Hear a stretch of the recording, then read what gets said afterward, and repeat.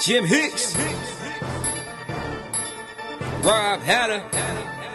You are now tuned in to the Chop Shop. I'm Retro. Let's get it. We in the Chop Shop. We live in the Chop Shop. We talking sports talk. We live in the Chop Shop. We in the Chop Shop. I'm talking sports talk. So turn your dials up. It's live in the Chop Shop. We in the Chop Shop. We live in the Chop Shop. We talking sports talk. We live in the Chop Shop. We in the Chop Shop. I'm talking sports talk. So turn your dials up. It's live in the Chop Shop. Yeah, it's lit in the Chop Shop. Turn your dials up in the drop top. They ain't based in debate, but they keep it fact straight. Going 30 for 30. Let's do a first take on Facebook Live from 12 to 2. Rob Hatter and Jim Hicks going back and forth like Carter Ray and Skip Bayless and Stephen Smith. From on the court, off the court, straight to the field. Not a man that steals, but I made it steal. To the octagon where I fight to kill. We go face to face, then you write your will. I don't play tennis, but I bring the racket. I'm on the floor, I attack the basket. Put you in the casket when I'm overlapping. Never showing mercy, cause I'm always snapping. Never showing mercy when I'm in the arena. Step into the ring, you see me as I beat him. Step into the court, I'm never backing down. Killing competition, I'm smacking down. Let me get back to the other stuff at the Chop Shop, cause they cutting up. It's Retro coming to you live to the Chop Shop. Now let's turn it up. Yeah, we in the Chop Shop, man. Shout out to Jim Hicks and Rob Hatter. You can catch the Chop Shop live from 12 to 2 on Facebook Live. Let's get it. We in the Chop Shop. We live in the Chop Shop. We talking sports talk. We live in the Chop Shop. We in the Chop Shop. I'm talking sports talk. So turn your dials up. It's live in the Chop Shop. We in the Chop Shop. We live in the Chop Shop. We talking sports talk. We live in the Chop Shop. We in the Chop Shop. I'm talking sports talk. So turn your dials up. It's live in the Chop Shop.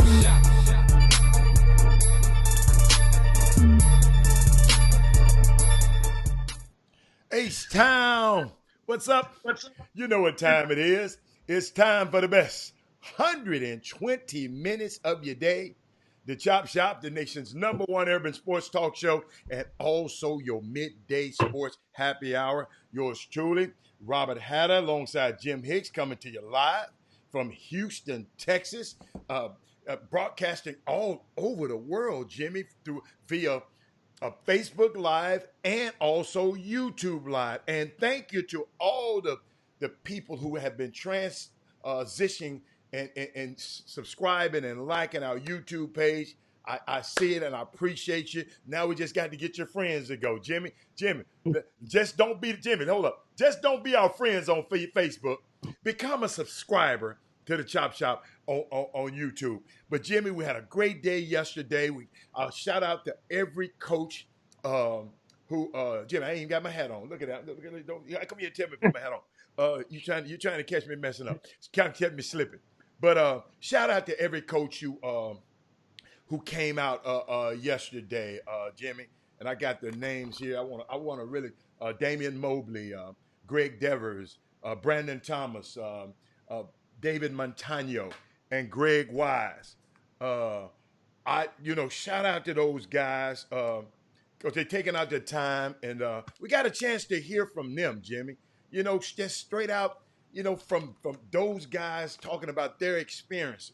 Jimmy, I didn't call to talk about the team. Everybody, you got to understand, you're the basketball guru.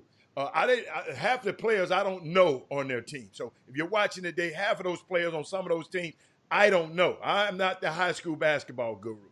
So, but I wanted to hear what the coaches and how they felt, and we got a chance to, got to find out. A couple of the guys had from Chicago. I didn't know that about them, and so it was a unique experience. Shout out to those guys. I appreciate it. Shout out to Cynthia Guillory. It's Women Rock Wednesday. Latrice Hughes, Yolanda Green, Jessica Brooks, Tyandra Holmes. Those are the first 5 women that I saw on this. Now Pam Hale from Memphis, Tennessee is in the building. Jimmy, you remember Pam from Memphis? Pam, yeah, that's a name. back. Yeah, Pam back. Pam will disappear on us every now and then. But thank God she back on Women Rock Wednesday. Ashley Jones, Karen Roach Sr. is not Women Rock. It's not Women Rock Wednesday for you. But I just glad to see your name pop up on the screen. And Jimmy, we got Martin Vaughn, Daryl Barnes, Melvin Dews, Herb Baker, Kerry Holmes, Jeremy Davis on the YouTube side. Jimmy, let me tell you something. I saw the analytics yesterday. YouTube came on yesterday. YouTube was 40% of the callers yesterday. I mean, the listeners yesterday. That's the first time in history that they ever rose that high. But Jimmy, we got special guests today. But we got, guess what, Jimmy? It's our day to get caught up on our current events because Monday and Tuesday we had, had guests on, so we couldn't talk about The Last Dance. We couldn't talk about this. We couldn't talk about this. So this is a great day. We can catch up on a little of that. We got a couple of special guests for you later on. But Jimmy, what you got, man? Let me check up on. Let me see what they're doing. Given if you guys, in case you missed it, the governor of Texas has yesterday announced that he moved up the timeline, the scheduled opening for a lot of businesses that had been deemed non-essential, and such as nail shops and barber shops and gyms. Well, not sure the gyms, but anyway, the nail shops, barber shops, and stuff like that. Those guys will be opening on Friday. Well, what does that mean? Well, I'm gonna read you a quote from the governor's press conference, and because the governor had just said a week ago that it would be about on around next week at least. It will be another week out, maybe possibly even May the 20th. And here's what he says. Governor Abbott, he said that he would be reevaluate the opening Texas up, but after 4 straight days with 1,000 new cases and some of the highest death totals since the crisis began, Abbott decided to throw the data and science out the window and continue to fight for his lobbyists and billionaire donors. Do you agree on something like that, guys? Now I'm gonna go forward. Check this out. I'm gonna quote the governor. That's from the article from today's Houston Chronicle. But check out the direct quote from the governor. I'm gonna read it kind of slow for you. That way it can sink in. This is Governor Abbott. We're going to be testing a lot more people. A lot more people are going to test positive. There could very well be the need for more people to need hospitalization. What matters is not how many people are hospitalized. What matters is what our hospitalization capacity is. I've been saying that for months. Give me your revelation on that. I said that in the beginning. So it don't matter if you catch a positive.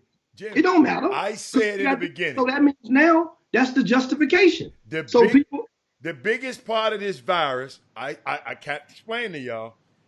I talked to some people that were in Italy. The hardest part of this virus, if it cripples and overruns the medical system, it can be bad for everybody. I said that months ago. So I'm not surprised that he just said that.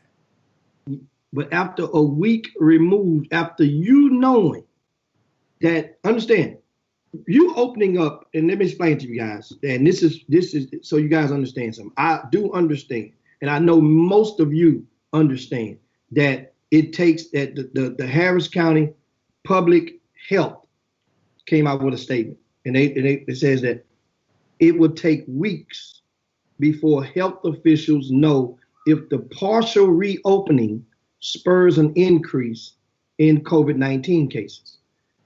Here's the reason. COVID-19 has a 2-week incubation period before people show symptoms. If they get tested, it can take up to a week to get the results. 2 weeks plus up to a possible week. That's a 3-week gap.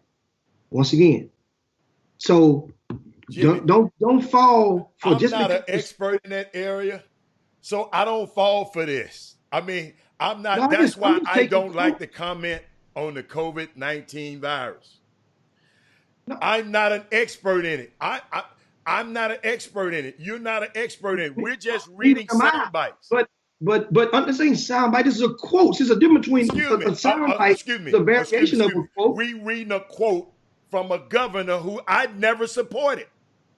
Okay, but that's neither here or there whether you support him or not. I'm talking about my last quote was from the Harris County Public Health Department, which encompasses where we are based.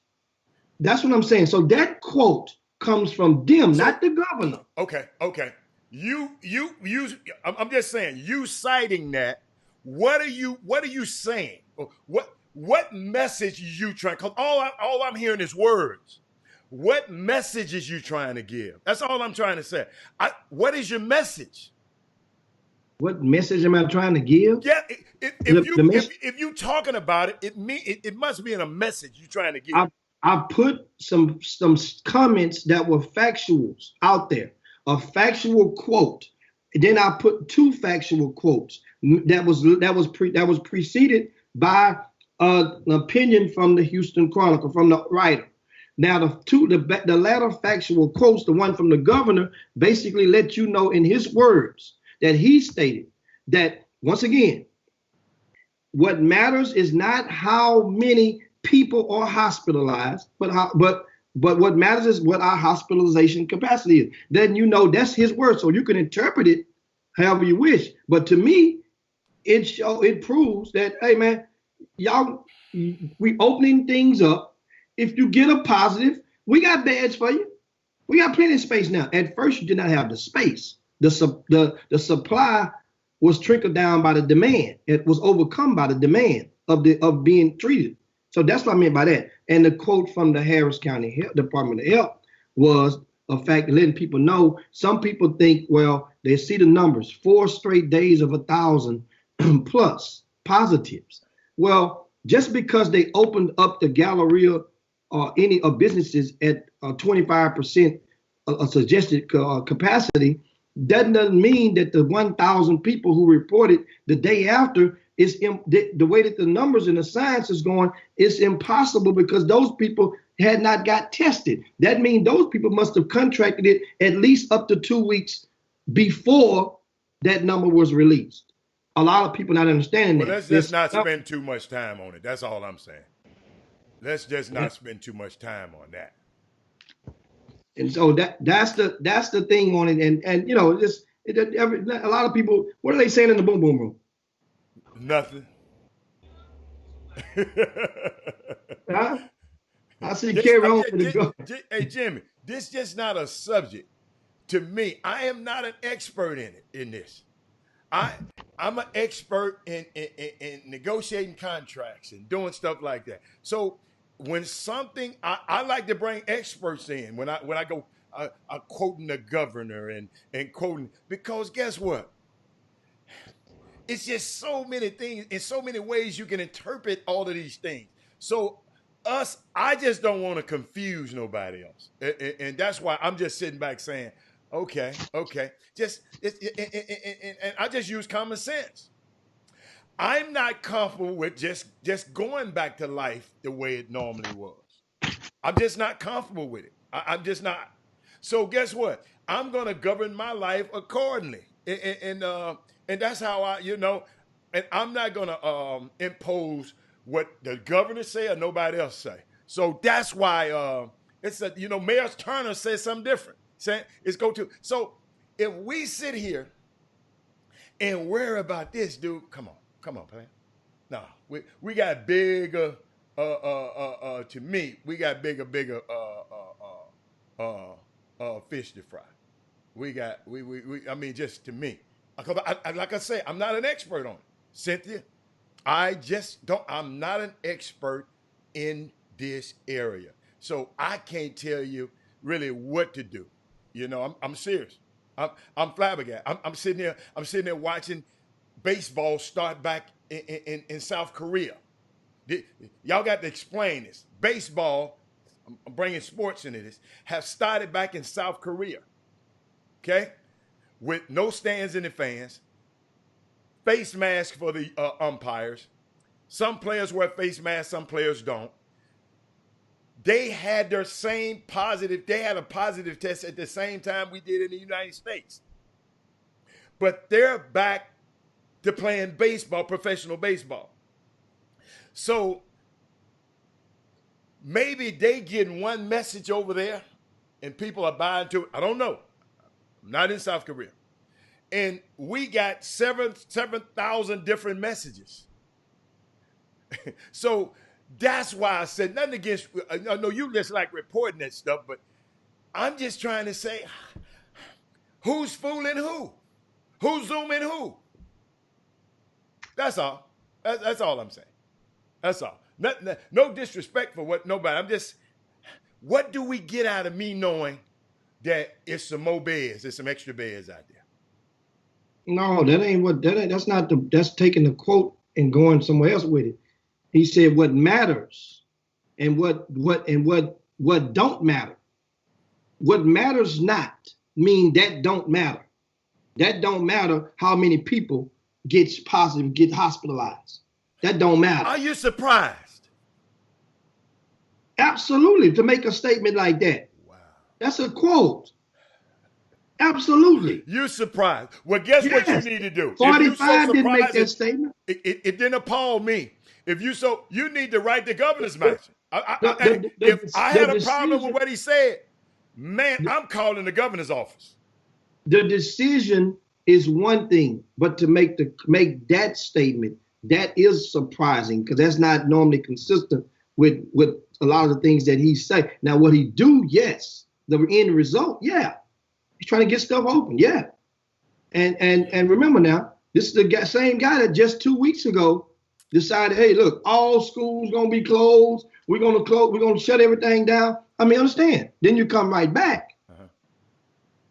You come right back, and this right here, and you say, so I mean, it's pay attention. That's all, and pay attention all the way, and keep your teenagers who are 17, 18, 19 years old, and keep them to the fact of paying attention, so that they can pay attention all the way to November when the election comes around, and that's the end result. You know, if this don't get you motivated, then what will? Now, once again. Can't tell you how to vote, can't tell you who to vote for. We can tell you at least you can motivate some of these kids to get registered, especially nowadays because the offices aren't open. You can get that stuff done over the online. Man, what's in the mailbag, man? What's in the mailbag? What we got? A lot of stuff in the mailbag. Now, come on. Now. You give COVID stats damn near every show. No. Almost every show. You come with a COVID message in the last. I come with a message, not with nobody's quote, telling me about what somebody said. I come with a message of hope. You telling me about what a clown who supports you. I don't think you're understanding right now. You came with two quotes from a dude that support that's hand in hand with that damn fool up in Washington, D.C. So I got a magic question. So now you're gapping it down and saying, well, just because he supports his president, then that makes him automatically the equivalent of a damn fool. What has Greg Abbott did? What if the quarterback of give me a landmark decision? Okay. What if the quarterback of the You Texans just can't get past this for nothing in the world. No, I'm just saying. I'm just trying to get past it. You said that fool because he followed him. The thing is, okay, what if the quarterback of the Texans came and he came out and said, well, man, I support this governor. Or I support this president. Then what would you say? What if James Harden came out and said, I voted for him. Yeah, I did. What was that? Then what? He a clown too. Excuse me. He a clown and he a clown. Okay. All right. Deshaun Watson, if he does that, he's a clown. If James, he's a clown. Okay. Can we move on? Let's go. Next topic. That's all I'm saying. I'm all right. One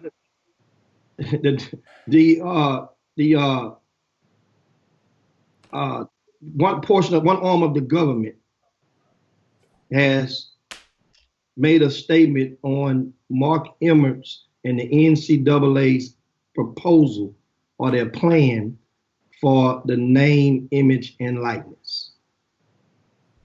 And that means they're saying that Mark Emmert didn't do enough, that this isn't enough in what they're proposing. So once again, remember the NCAA, if you missed out on this, NCAA has, in their meeting, they sent some small recommendation. They're in favor of it. They're recommending about the likeness, but it would be with a lot of stipulations, which is yet to be seen or be determined. But they're going to put strict stipulations that we are expected in it.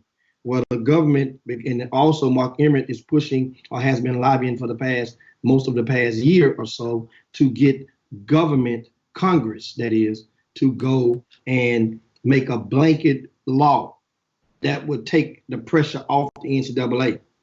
Because states like California are scheduled to start in January, whereas the governor has already ruled that his players can receive money from their name, image, and likeness. And each state, the NCAA is saying, how can we have an equal, I forgot that technical name of it, but how are we going to be able to have fair and equal playing field for each state when they have their own laws of their vote? Some states are voting on it and approving it, and some are not. So that's another thing that's happening in our society. And I saw something to do in college sports. The NCAA, I see where they upheld the penalty for UConn coach Kevin Ollie, and they said NCAA infraction appeal committee, they upheld his findings and kept intact his 3-year show cause order. Wow, it's unbelievable. He was sanctioned in July for failing to monitor his staff, not promoting an atmosphere of compliance, and allegedly providing false and misleading statements to the NCAA. And Kevin Ollie, who happens to be a black coach at UConn and a former player at UConn University, and now he, they upheld this. I guess he appealed it, and he got so he got a 3-year ban, I guess, away from coaching, Jimmy, for something that I thought that he, I didn't. Maybe it's a lot I didn't know, but I didn't think this kind of penalty warrant what he's done. I mean, what the infractions that he did. So, a little bit more about it. You got about $10 million. Mm-hmm. Am I there? You hear me? Yeah, $10 million. What has that got to do with $10 million at stake for 3 years? Huh? What has that got to do? What's that got to do with it? That's what's at stake. The undercurrent of this is about $10 million. So it's easy to. So he don't get the money now. NCAA. He don't get the money now. No. His money is held in limbo. Remember, he's trying to get his buyout, and that's one of the undercurrents of this. So that has a lot to do with it as far as the NCAA. Remember now, I gave you those numbers last week about their cash reserves that has been depleted. NCAA, just about 2 decades ago, they had $500 estimated at $500 million of money in their kitty, money up under the mattress. All that money is gone pretty much. It's under $100 million now. It's under the mattress.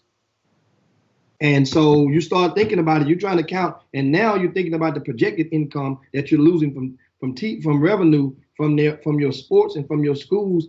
Everybody got to take pay cuts across the board. This, man, I feel bad for Kevin Ollie though, man, really bad, because Kevin Ollie was the hottest thing in the country, right? In 2014, that season when they won the national championship, he was rumored to have an NBA job on the table and turned it down to stay at UConn. And then You understand? The First of all, you can count on one hand the amount of black NCAA Division One basketball coaches on the men's side that have won a national championship. Black head coaches. Count them on one hand. And he's one of them. And guess what they showing you? That's how we do the best of y'all. That's how we do the best of y'all. You know what's so unique? I sit here and saw last night Mike Wilburn. And Mike Wilburn, and he is one of the most respected journalists. PTI, Mike Wilburn. But Jimmy, in a tweet, he said something, and you might, because I don't keep up with the media as much as you do, but he came out and tweeted the other day. He said, "My apologies to Isaiah Thomas, because multiple sources reached out to tell me that I am dead wrong to say 9 members of the Dream Team objected to Isaiah being on that 92 Olympic team." He said, nowhere near that number objected.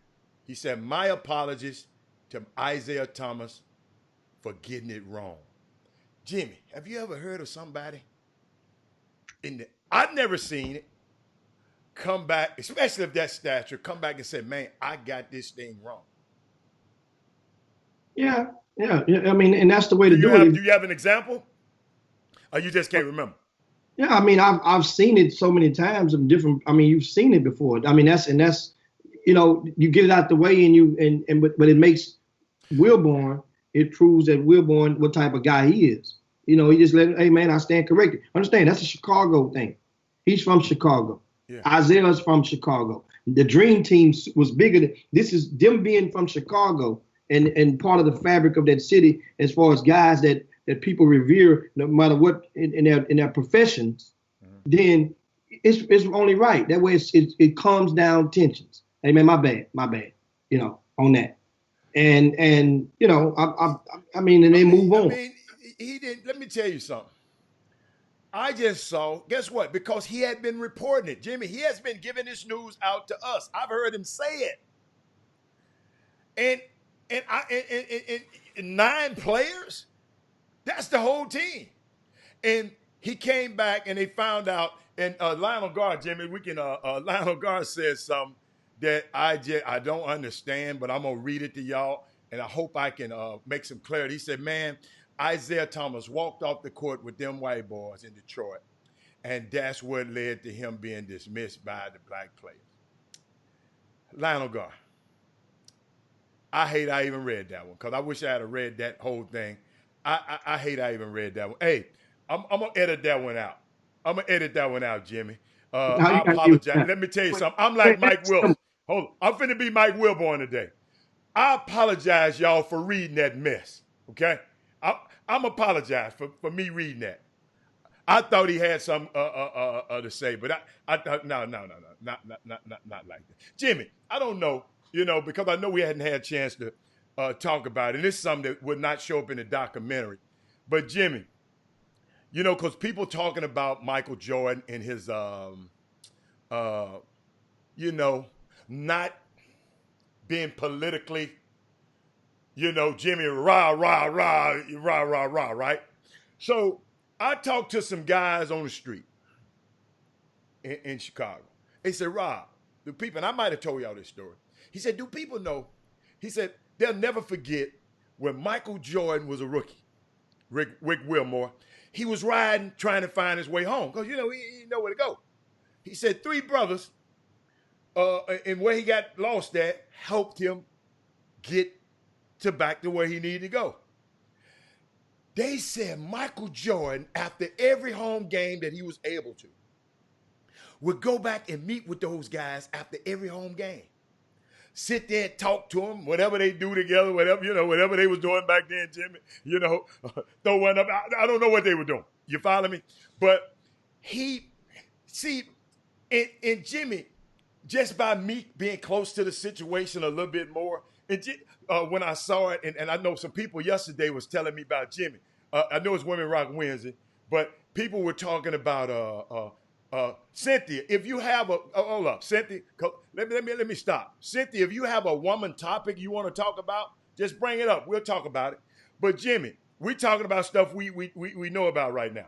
So Jimmy, I remember Michael Jordan. Uh, how back then he was just, and they was talking about his gambling, Jimmy. They was talking about Harvey Gantt and how his mom. I got a question for you, Jimmy. Maybe I'm gonna put it like this, and for the boom boom room. If you're not totally compassionate about something and understanding a topic, should you speak out on something and you have no idea about it? Because I remember they always talking about LeBron speak out on everything, Jimmy. But LeBron, against China, LeBron didn't. LeBron said what? I don't know enough what? About the topic for me to speak out about it. I'm just trying to figure out, do we as a people, Jimmy, Anthony Farr, do we need to our athletes and our entertainers to speak out in a leadership position for us? Maybe that's my question. Do we need, do you need for them to speak out for you? Talking to you, Jim. I mean, do you need them? I mean, you don't need them to, but in today's, you have to realize times have changed, and for the, remember now, it's consequences that will always come with the choice of speaking out. There, and it started, if you think about it, and one of the most fascinating things, and I use the word fascinating because it's funny how, now I was a little boy at the time, but I've spoken with enough grown folk who were my elders when I was a little boy, who experienced it from an adult perspective, and they went through it indirectly with him, that I understand. It's kind of like how sometimes people say, hey man, we didn't be times when it wasn't no this and we had to do this and we had to, I understand. Well, I understand the Muhammad Ali era and how despised, how hated he was. I really don't think that many of the millennials really comprehend just how badly people talked about, hated him. Remember, he didn't just make a statement verbally with his mouth. First, he also changed his name. And at the time, during those 60s and early 70s, well, during the 60s, the Nation of Islam, as you guys know, I mean, you guys know the file that J. Edgar Hoover had on them and the methods that he went through to try to suppress them. This, Muhammad Ali basically said, I'm down, this is my crew. This is my crew. People hate him. Then all of a sudden, when Muhammad Ali gets Parkinson's disease and he can't verbally, now he goes back. It's the equivalent of, how you get every puppy is cute, but you leave, and once that puppy grows into a dog and get teeth and can bite, now you'll get a stick, you'll get a bat, you'll kick him, get away. Go. That's how we do dogs. Muhammad Ali was basically in his later years, he was molded back into that cute little puppy. And that my point is about that is that he was the start of it. This dude went to jail. He said, them Viet Cong ain't did nothing to me. Yeah, he said he didn't want to go to the war and fight them because they hadn't done nothing to them. They had nothing in him. And my thing is, man, you know, I was sitting back, just sitting back thinking, Jimmy. I watched Michael Jordan throughout his career, and he had this drive to be the most marketable player in team sports history. Okay, uh, he was only the highest paid player twice. He was the best player, right? But Jimmy, it was important to him. Them last 2 years, he said, "Man, I want all my money. I want all this money. I want all my money." It was important to him to have had that distinction, right? His desire was to think about it. His desire was to take your money from you in his pocket. You saw he back there gambling for thousands, and when he broke all them back there, he go up to the front of the bus where the guys playing, where the guys were gambling for dollars, and he wanted to take their money too. He was even gambling quarters, $20, who can throw the quarters closer to the wall with a security guard. And I saw on the thing. So all I'm asking, what I do, Jimmy, I'm wondering, Rick Wilmore, Rodney Richard, do we ask too much from our athletes? It's my question. You two, do we? See, Jimmy, my thing, I try to separate art from the artist. Because we're all flawed, and none of us perfect. I wanted him to do more, Jimmy. But I questioned myself because somebody just mentioned, what if he had endorsed Gant? Would it have made a difference? Harvey Gant went against Jesse Helms. He lost by 100,000 votes. Think about this, Jimmy. How many people was the total vote? If he lost by 100,000, what was the total? I didn't go. That's you. I got another one for you though. LeBron James endorsed Hillary in Ohio, and she still lost Ohio. Well, remember now, the owner endorsed the other president, and that was the thing. So the owner beat him. The owner came out publicly. Jimmy, you're missing my point. I'm just saying, Michael Jordan. We talking about Michael Jordan. Him endorsing Helms. I ain't talking about the owner. Let's stay with the black people. Let's stay black right now. Yeah, I mean, because that gives understanding. LeBron James supposed to be he the king. He the king.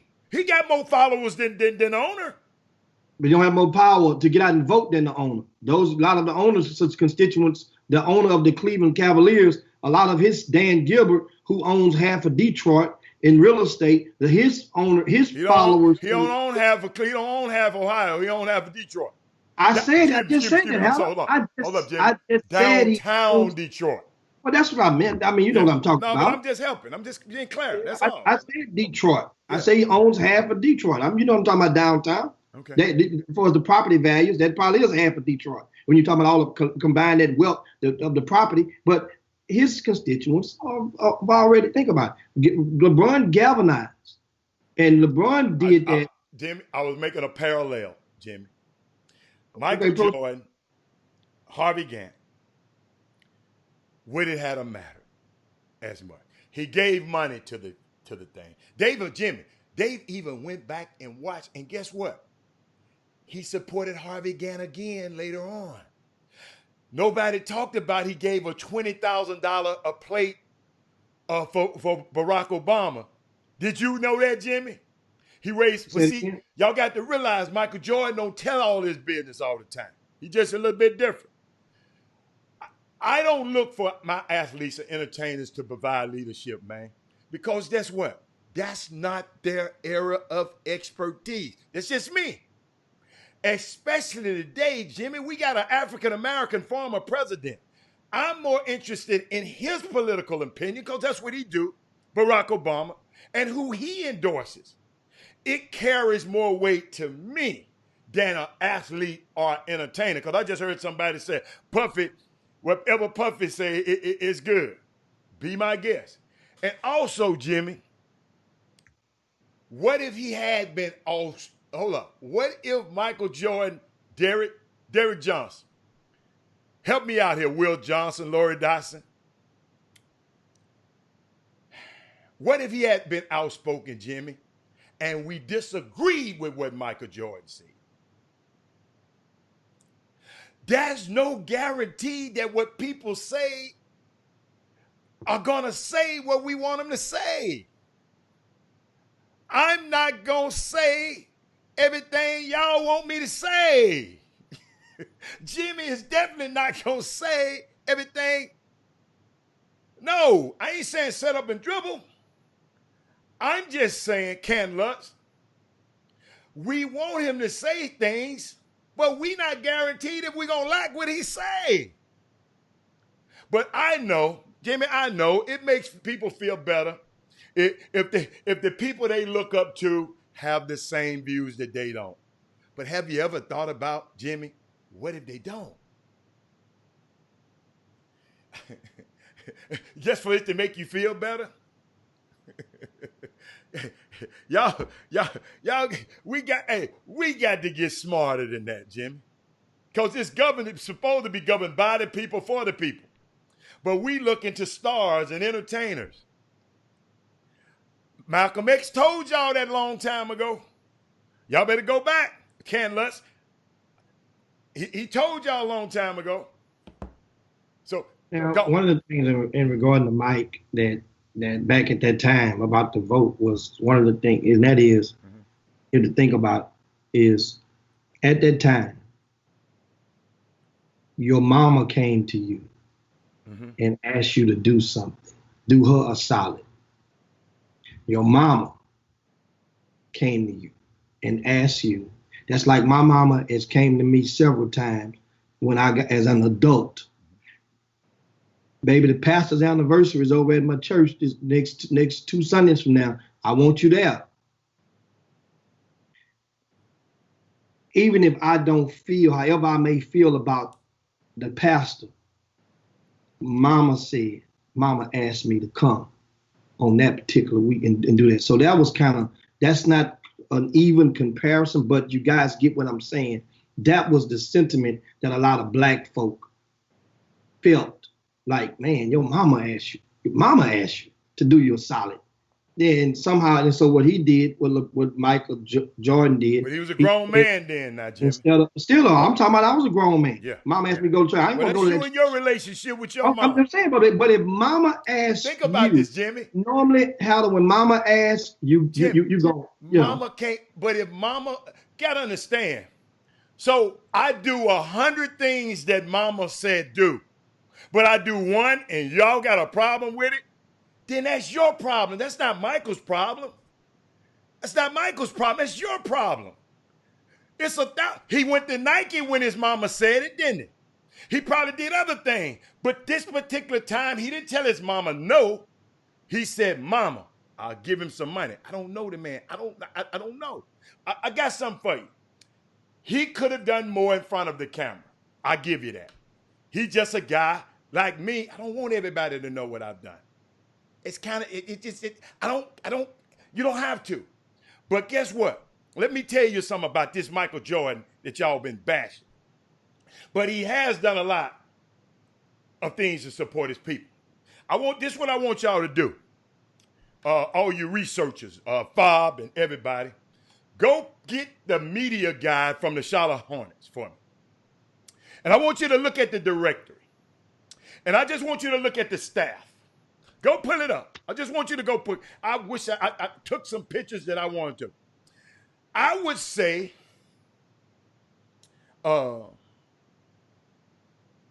it's the most diverse staff of any professional sports front office in the history of sports. And you can say Mo City Finest and Melvin Dews, he made a difference that way. Jimmy, did you know Nelly was a minority owner? Did you know that? Hold up. And he's on the board. Jimmy, Fred Whitfield. Go look. Hold up.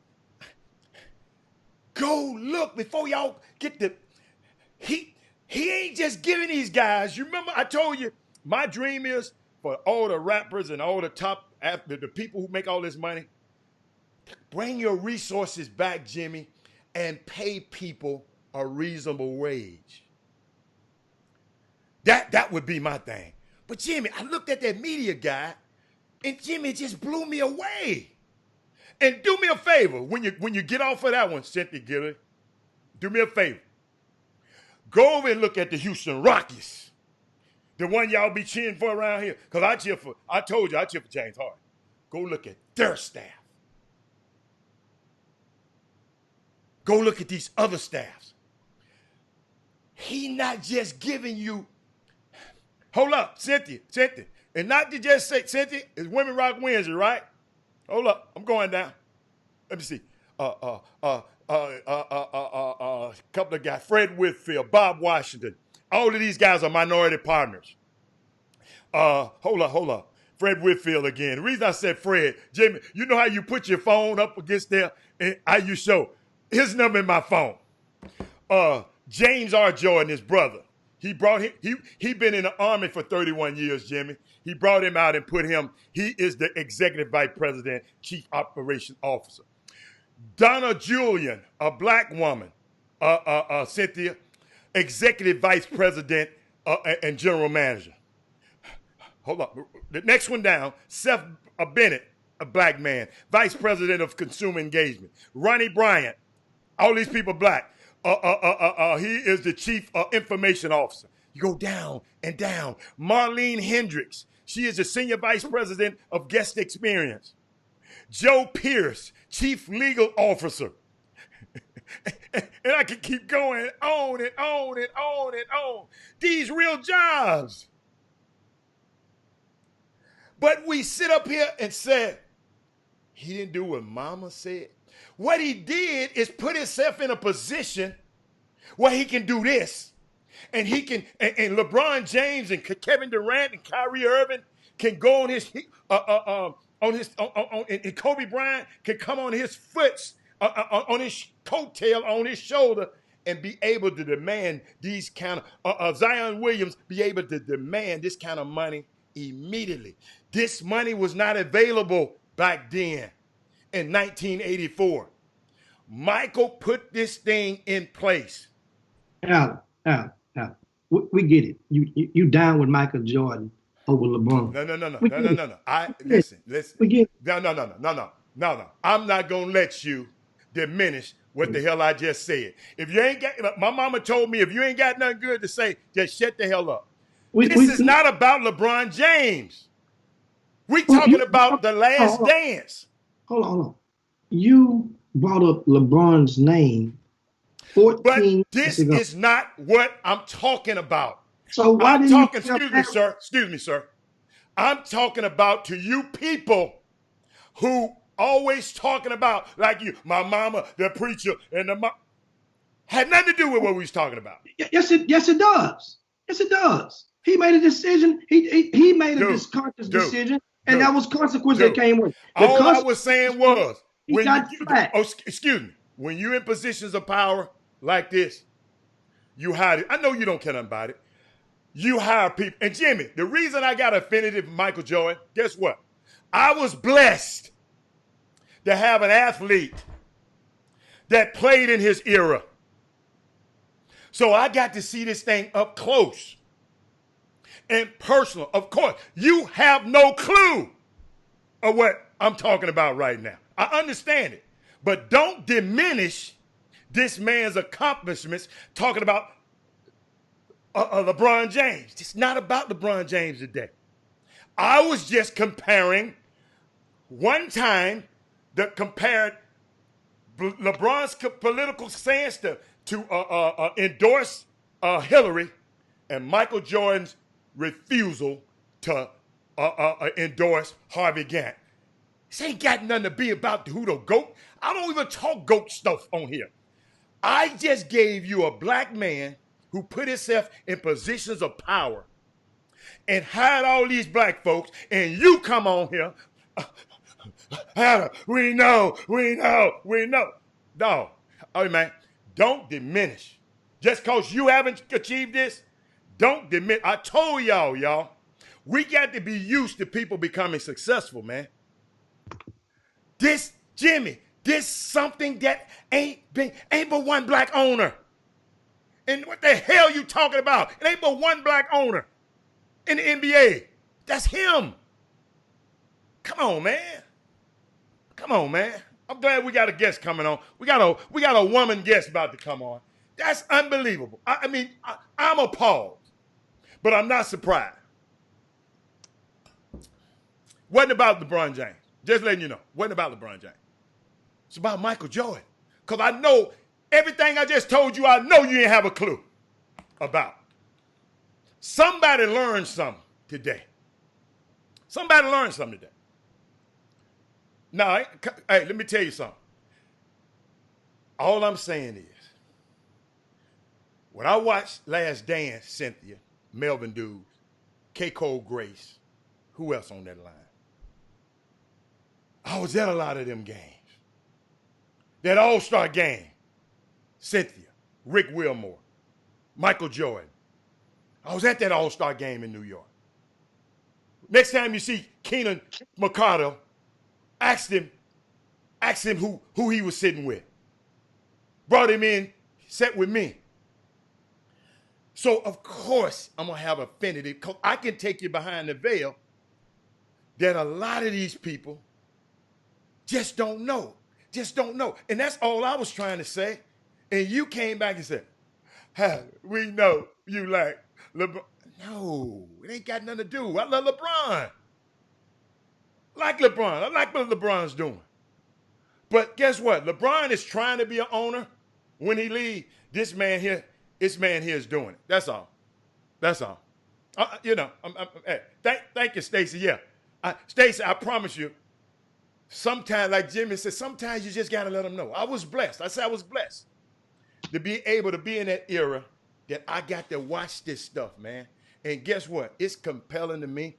It's compelling that a little young boy who got cut in the 10th grade came back, wasn't even the best player in his house, kept fighting, fought through adversity, won 6 championships. And guess what? Now he employed. Go to the media guy now and look at what his empire did. Yeah, we can get mad at him about Gant, but if we gonna get mad at him about the Gant thing, well, let's celebrate him for what's happening now. So that's all. That's all I want. I just wanted to share that. He said, "Get this man a podcast." No, man, I'm doing enough, man. I'm doing enough, man. I got more. Hold on. I'll be here all week.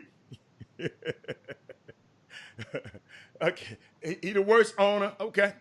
All right. Okay, Elvin Price. Elvin Price, guess what? We don't know what you do. Are you an owner? You follow me? See, sometimes when you throw stones at other people, man, some might come back at you. That's all. That's all. I'm just, I'm passionate about. What's up, Ron Lace? Well, we got a guest. She can come on now. Guest, I know you're watching the show. You can come on at any time you want to. But Jimmy, you can take us to the guest because I'm about to text her right now. Man, I read one of the comments from the Boom Boom Room. And it's from Kerry. Says, after all the blood and the lives that black folk on the lines and lost in the 50s and 60s to give us the right to vote, and we still need someone else to convince us. And that's pretty much sums it up. You guys right now in basketball, football, track, and I've asked this question, I've posed it several times.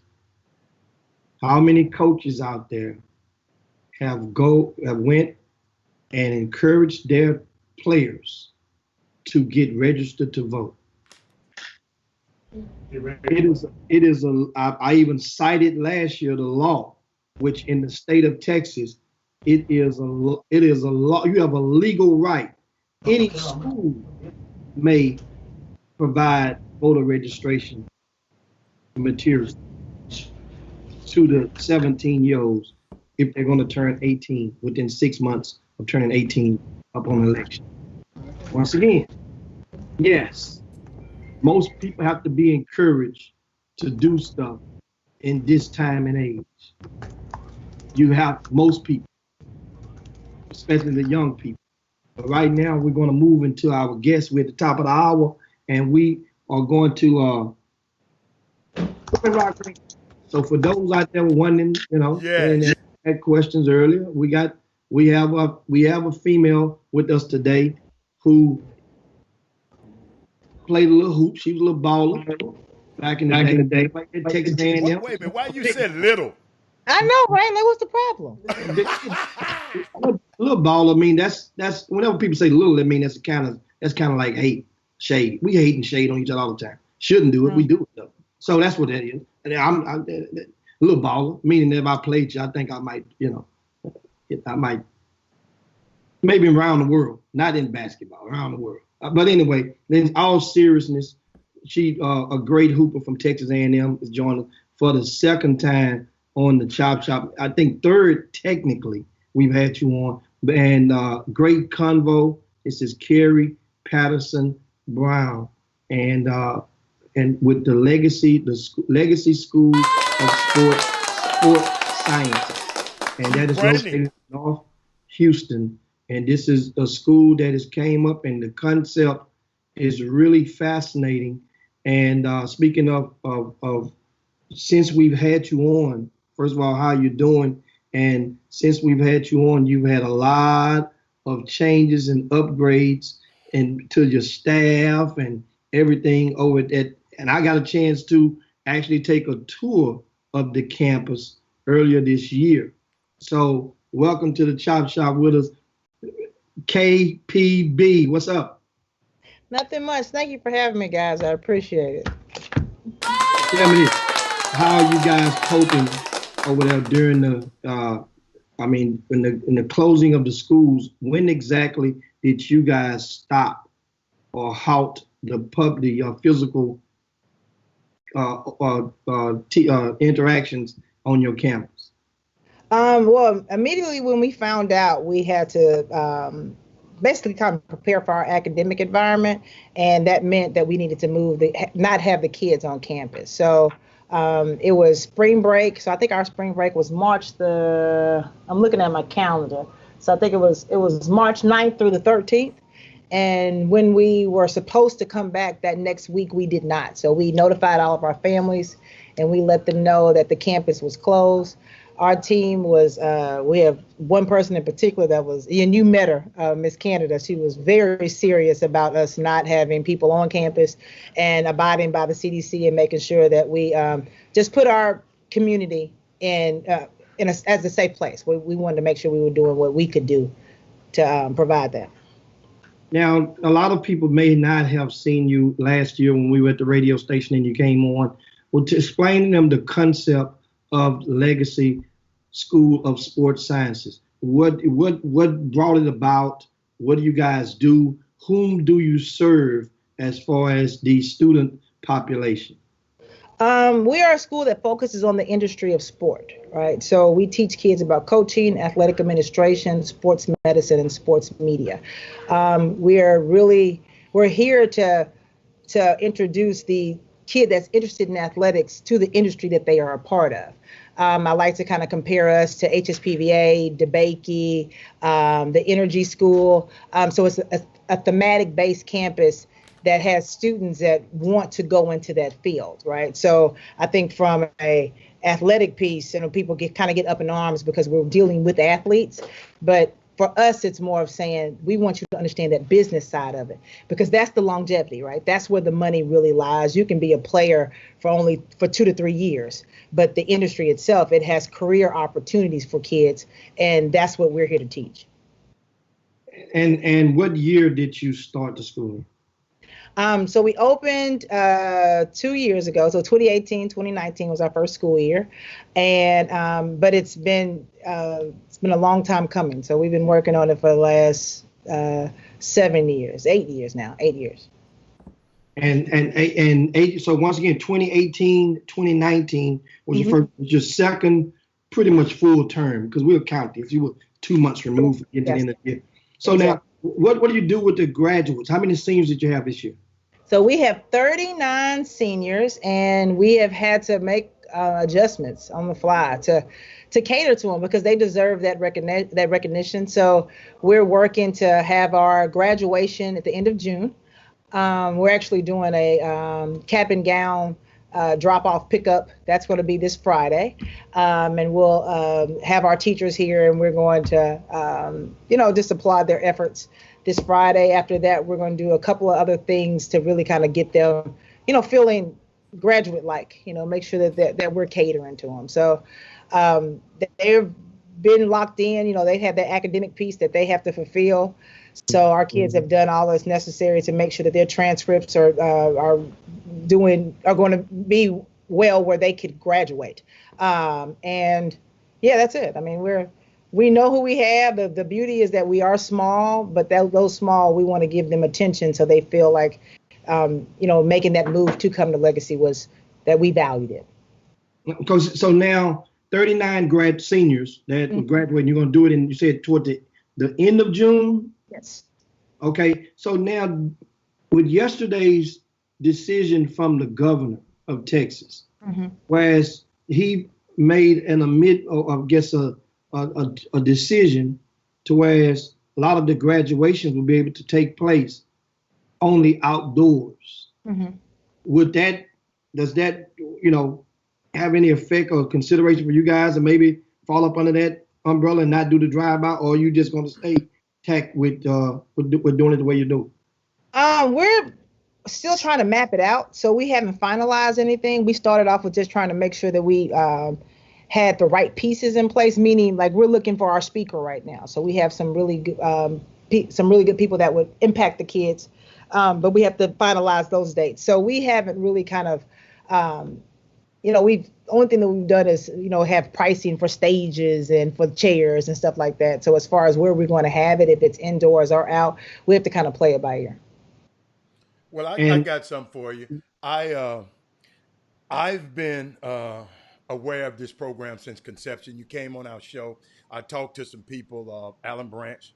I really love your purpose and your mission statement, and I want you to hear my heart on this one. Because in my time on this show, I've been trying to promote people and kids. It's hard. I'm telling you, Carrie. I talked about a black man owning a basketball team, and I got flack for that. So this is what we deal with out here, okay? This is what we're dealing with out here. I got flack, right? That's employing hundreds of black people in position of power. What you're doing, you're grooming young people to be in a position to sign the front of the check instead of the back of the check. Yes. That what drawed me in my interest. All of this other stuff, sports, and I know you have sports to attract people to your school. I'm smart enough to do that. Ohio State does it. Kentucky does it. Everybody, Memphis, Mott School, it does it. And I just want to commend, and I want to tell you, no matter how bad it looks, you keep going. You're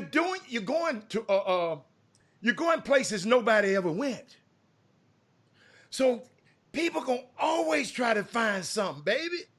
And if anything you need my help with, don't you ever not pick up that phone and call me. I just wanted to let you know that, because sometimes this Women Rock Wednesday, I want to encourage you, because I know to whom much is given, much is required. You are black women, black woman rock today, you doing something that some people ain't never thought about. And half of the people who complaining ain't never even thought about doing something like this. So I encourage you, lift your head, because sometimes we need it. When you're in positions of power, you making all these decisions that affects, let me tell you something. If I knew nothing else about you, your staff, how glowing their words are. See, a wise man told me, Rob, he said, you look at a man, he said, I can tell a man the way his friends treat him and the way his friends, I ain't talking about them people who pretend they're your friends. I'm talking about your employees have their chests stuck out. You know, so you let these clowns out here get you off your focus. Hold up, God gave you this vision. You got to remember when Moses came back with them tablets, they wanted to stone him. And what you're doing, you're breathing life into corporate America that's going to manifest in 10 to 15 years. And we're going to see it when some of these young kids coming up being, the general manager of the team, or the analyst, the head analyst for the team. In other words, when we see the media guide of the Houston Rockets, maybe it may have a little color in it. You follow me? So I had to give you that before we go any further. I had to give you that. Keep on going, young lady, and don't you let these folks stop you. You don't even have to comment. But Jimmy, I know Jimmy got another question. Thank you. You see what your guest speaker should be for your graduation right there. I know, right? I know, he's all has me blushing. So what you got to say, Jimmy? Hey, Jimmy, it's according to which date? I'm booked. Yeah. No, I'm just kidding. You're not going nowhere. Social distance. It's next month. You're not going nowhere then. You said you're going to stay in the house. Oh, boy. Some of us can go somewhere if they want to. That's all I'm going to say. Everybody can go somewhere if they want to. Okay. But let's talk about this legacy of the School of Sports Sciences. How did you come up with the name? Well, it was it took a lot, just because we really wanted to make sure that we had a name that encompasses what the school's about, right? So like a lot of times when people say sports, it's not about sports, it's about the industry of sport. So we want people to understand that. So I went back and forth with trying to find a name that made sense and that wasn't really, really long, because our school district name, and I like long names. The name of our district is very long. So it was to really try to make sure that we're saying, okay, this is who we are. This is what we're about. I actually worked with Dr. Keati Cavell at TSU. Yeah. He helped me through it. He's like my hole puncher. So whenever I have an idea and I bring it to him, he punches holes in it. But it's a good thing, right? Because it makes it stronger. So he was the one that really kind of said, Carrie, you need to make sure that, when you say the name, people know what you're about. And now you guys, in doing so, once again, you mentioned 4 aspects, at least 4 you mentioned about what you offer. That is, for the kids, you offer them sports, the variation of coaching, you offer athletics, you offer sports medicine. And what was the 4th? Well, I'll tell them all to you. So coaching, athletic administration, sports medicine, and media. Media. Okay. Yeah.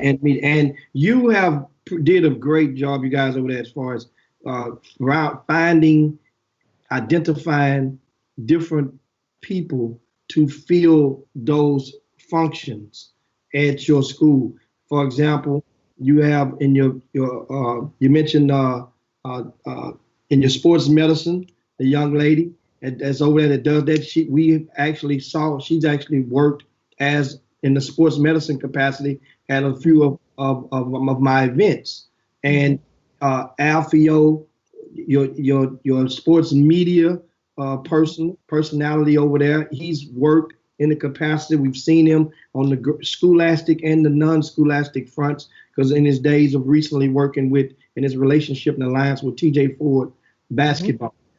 In the basketball component, speaking of basketball, I don't know your football coach per se, but I'm quite sure you can tell us about that. I know in basketball, you went and tabbed a young man, came out of Yates High School in 2003. You too are a Yates alumni as well, right? Yes. Wow. And what year? That's none of your business. Nah, No. come on, Jim. I can't. Dude, you're having a bad day, man. Yeah, it's 95. I graduated in 95. In nowadays, you can ask a woman what year they graduate. Yeah, she did. And no problem. They don't have no problem with that now. No more. Okay. Because they know now. Them 95s look better than some of these 2005s. In 2000, I mean, them young, they know that. So now, speaking of the basketball component, you went and got PJ Kunznord, I mentioned in 2003, and he to head up your basketball program, and then he went and got a couple of assistant coaches that fill up under him and is doing a great job as far as filling up that infrastructure. Chad Ware, a couple other guys, Chip Cartwright, Oliver Chip Cartwright from Wheatley High School, class of 2003. He and PJ grew up together as far as, not grew up together, but during that 2003 summer, know each other from basketball. It's the common denominator. So in sports, now I want to ask you, who's the football? Tell us about the football coach, because you guys came away with some sort of a title this year, right? Yes. And no, not this year. Last year we did. This year. Yes. So last school year. But what we're doing, we've had to make some changes with our coaching position with our football program, and but our coach that was our former coach was Coach Gerard Lewis, and he did a great job. I mean, he really started a strong program. I mean, our kids, they responded well. Like we had, I think 6 of our seniors, they signed. So, I mean, he did well. So we're going to continue to move forward. We're bringing someone new in for this school year. And we're hoping to keep that same, that same momentum going. And now we're going to Jimmy, take out the time. I got a question from the Boom Boom Room. What's that?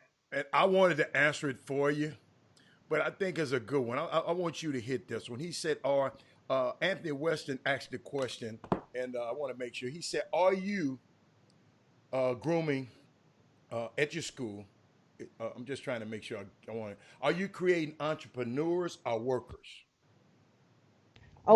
At your school, are you creating at your school entrepreneurs or workers? At your school. In other words, we're creating leaders, right? So, Can you hear me? Yeah, I can hear you good. Okay, because we're kind of chopping up. So we're creating leaders. I mean, the intent is to make sure that every day we put our kids in positions to understand opportunity and to build relationships, and then to learn how to lead in that manner. So you don't necessarily, even if I'm working for someone, you can still lead. So the thought is to make sure that we're putting that we're instilling that within our kids. So that leadership, those leadership qualities, and making sure that they know where they stand and who they are, and then eventually they can go into the entrepreneurship world. Because it's not easy. Everybody don't want to be an entrepreneur. Everybody can't.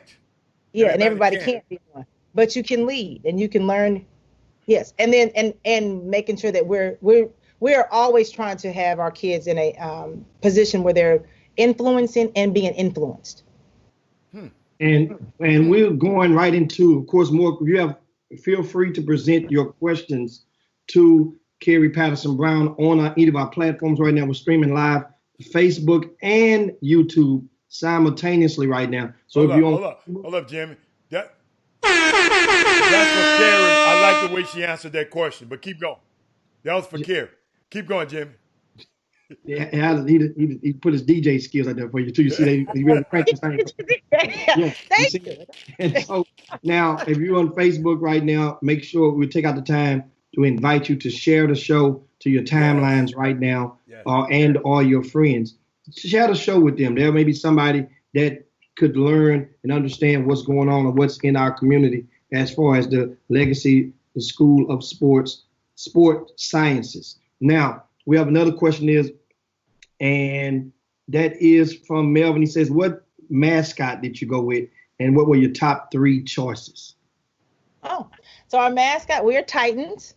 And I didn't have well, I actually wanted to, no, that was it. That's been so long. I chose Titans though, because one of the definitions that I found of Titans was to learn in one space and then to go out and impact the world. That's what a Titan would do, and be influential. And that's what we want to do. We want to make sure that our kids are learning in a space where when they do graduate and go on and continue on with their lives, they are able to influence. And that's important for us because that means that we're putting the right things in them where they're changing not just their community, but they're changing the area. I mean, just our surrounding area. So that was why we chose the Titans.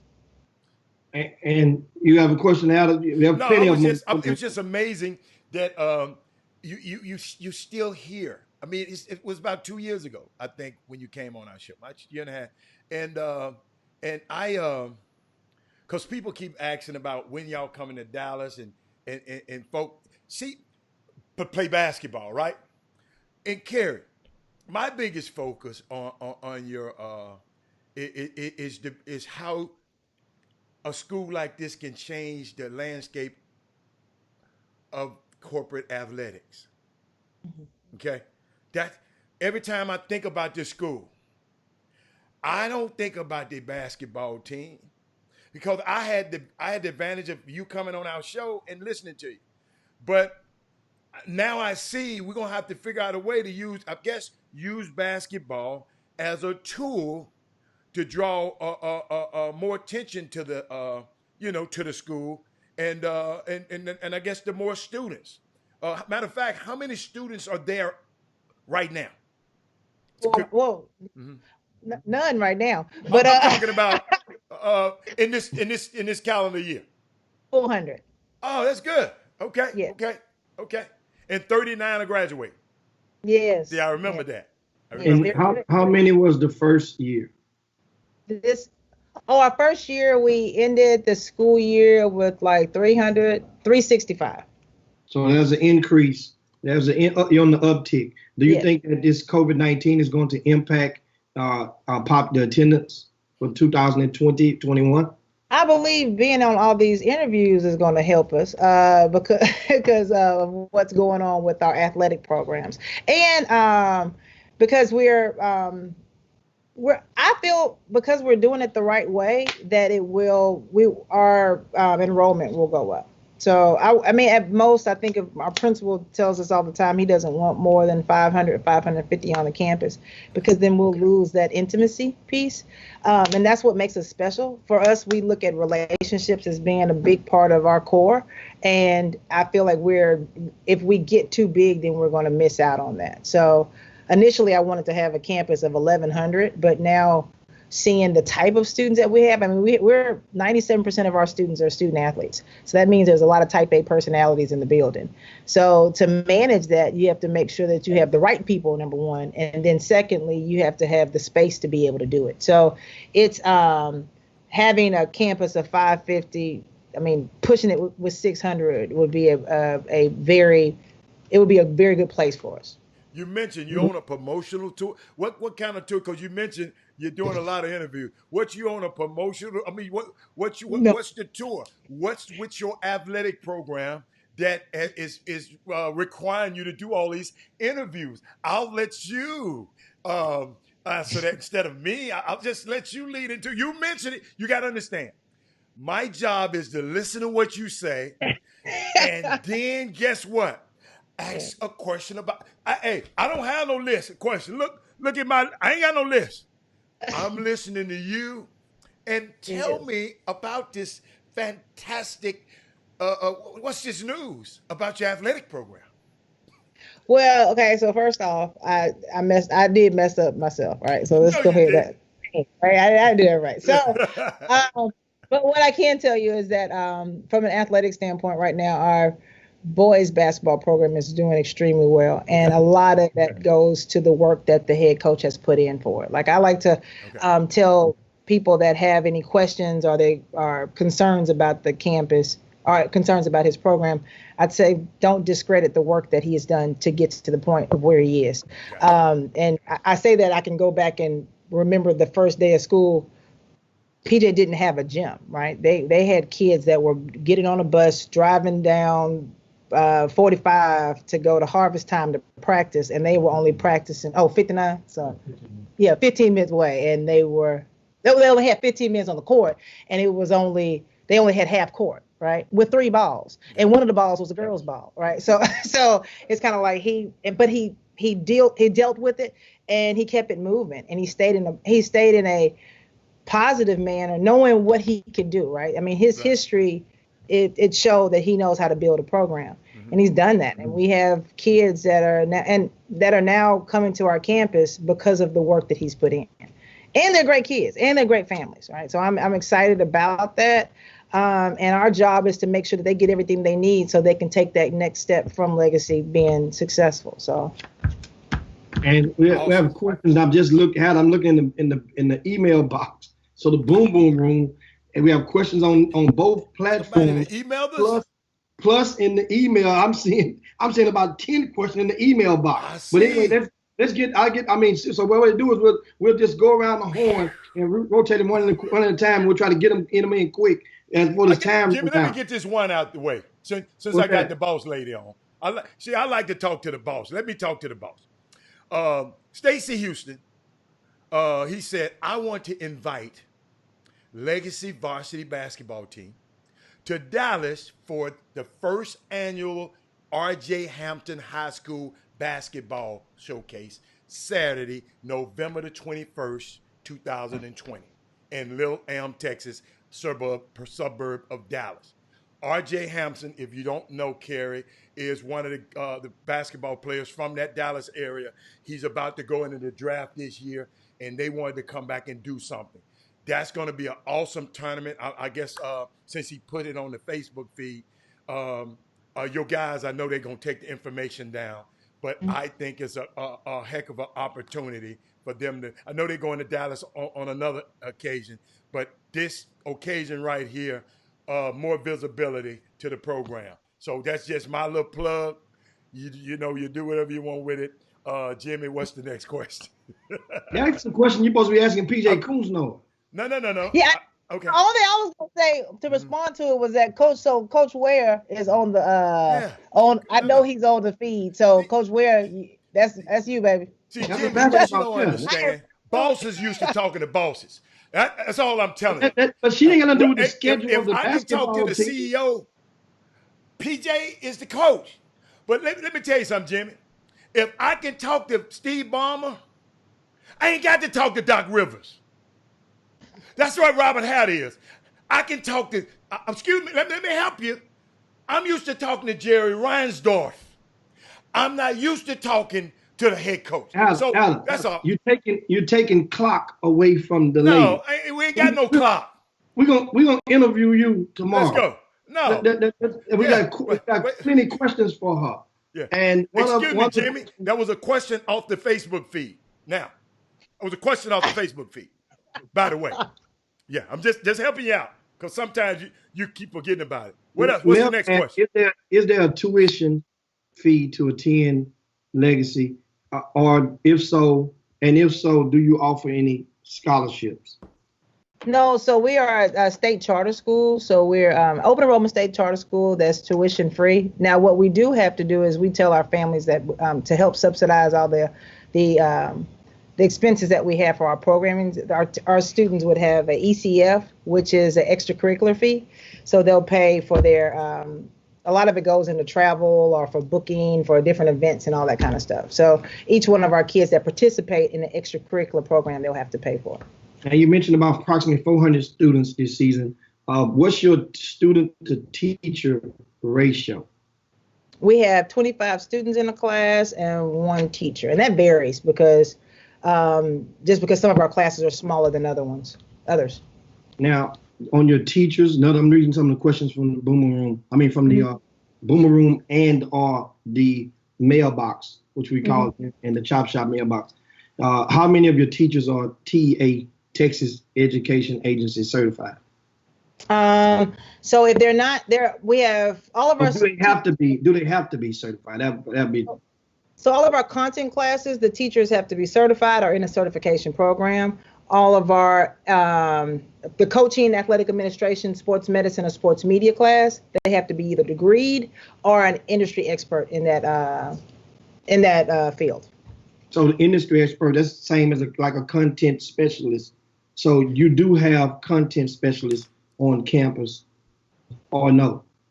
Yeah, I mean, we have people that are experts in their field, right? So, Yeah. like our basketball coach, she was a Hall of Famer basketball coach, and she was my coach when I was at Texas A&M. She coached the coaching program. Now, granted, she also has a certification, but she's a expert in that industry or in that field of sport. And how do you service your kids at your school with disabilities? Well, we as a state school, we have to abide by the state guidelines. So whatever the state is saying that we have to do, if the kid comes in with the art or any modifications or accommodations, then we have to abide by those. So we have an outside organization that we work with, and we have a special education teacher on campus, and they offer those services. And so you do have the SPED. Yeah, that's what I was going to ask you. There's one other question next. And what tools of assessment are being used to monitor the student achievement? So we have, we use DMAC, we use TEAC resources. Obviously, everybody knows the STAR test. And then we have different formative assessments and just as any other school. I mean, our curriculum doesn't change. So we use the state TEACs just like any other state school. But our instruction is a little different because we're able to take what the kids' interests are and what their passions are, and we put it in the classroom. So that doesn't change as far as assessments that are used. So we do benchmarks, we do boys, we do MOIs, we do everything that any other school does. We just provide the information in a different manner. And also, so now with your curriculum, another says, are you guys, your curriculum, is it approved for the Division I by the NCAA? Yes. And being that, because normally schools, they get a couple of years under the at first when they first open up, and then after a couple of years, then they would come back and make they would take it from there. So you guys explain to the viewers and listeners about your what goes into what encompasses your NCAA standing, your approval, or your in regards to compliance. Well, it was a process. So first off, our number is 851305, right? So if you go on the NCAA, is my school certified? You type in 851305 and you will find our information. And so all of our courses that have been NCAA approved. It is a 2.5 year process. So as I mentioned, we have seniors that are now going to 4-year universities on athletic scholarship. We had to have those things in place to make that happen. So it was our athletic director did a fantastic job. The one you met, Ms. Danielle Canada, and she did a fantastic job of keeping us on track and making sure that we finished and got everything completed and submitted to TEA. So our principal and I had to make sure that from the academic side, we're pulling all the information that they need to support the documents to make sure that it's checked off as yes, they are. These classes have been approved. So now, it's not. Say it again. Go on. It's not easy. It's a task, but as anything else is, if it's worth it, then you'll do it. So we did it. So now this year, by being abbreviated, would that still count? I would hope so. Towards moving towards your 3-year. You said it's a 3-year probationary period from the TEA or whatnot. No, I didn't say that. We're not in probation. No. I mean, that's the term might be the slang. That's what it used to be. The term they would call whenever a startup or a new school would open. When it comes to their curriculum or the TEA, they would get like 2 or 3 years. I don't know. And you mentioned a couple of years earlier. So is that not? We're full throttle. They don't put you on probation. I mean, if they're gonna come in and take you, they're just gonna come in and take you. Like they don't TEA like the FBI. They don't do a probationary thing. They just come in and they take everything up. So no, we're not in probation. We are.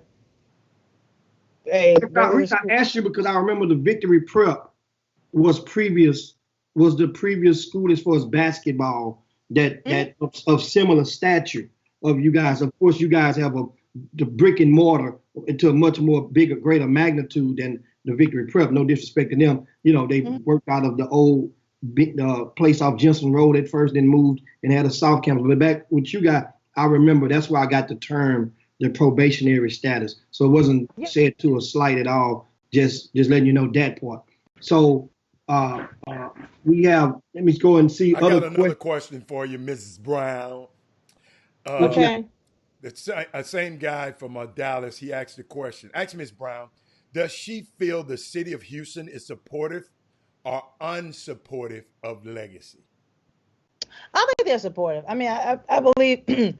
I mean, we have the right pieces in place and the right people there that have their own network of friends that we have strong support. And if not, then it doesn't matter because eventually one day they will. So it's not like we're not here to be liked. We're here to teach and influence kids and impact their lives. So if we were to, and you can't get caught up in that, right? Who likes me, who doesn't, because that then you'll start straying away from what your purpose is. So I think people do support us, but for those that don't, it's okay. Like Legacy's not for everybody. And we're okay with it. Like I don't go to a culinary school because I don't like to cook. But would I sit up and say, hey, this culinary school sucks? No. I mean, I'm best of luck to those people that go there and that participate and are supportive of that program. And then after that, it is what it is. That's awesome. Indeed. And you say another question is, what do you guys have in place if they continue to shut down into August, September? Well, our principal, Ralph Butler, is very excited. No, he's done a very good job of making sure that we are prepared and ready for that, having a contingency plan, right? So what we did that was put us in front of a lot of other school districts. We were able to transition from our brick and mortar to an online platform because we already had that work. We already did that work, or it was already in place, excuse me. So being able to do that, our kids are prepared and ready, and they've already been they're acclimated to an online program. So we already have the things in place if that comes. I mean, if the governor says we can't come back to the building. Okay. So we're ready. I got another question. Kevin Hawkins asks, are your athletic programs governed by, are your athletic programs bound by UIL regulations for scheduling per sport? So we use, we're a part of TCALS, that's the Texas Christian Athletic League, and that's for our high school. And then we're a part of TSAL, it's Texas Charter School Academic Athletic League. So they have their own governing body, and we abide by those rules. Okay, and that's a good thing. Of course, now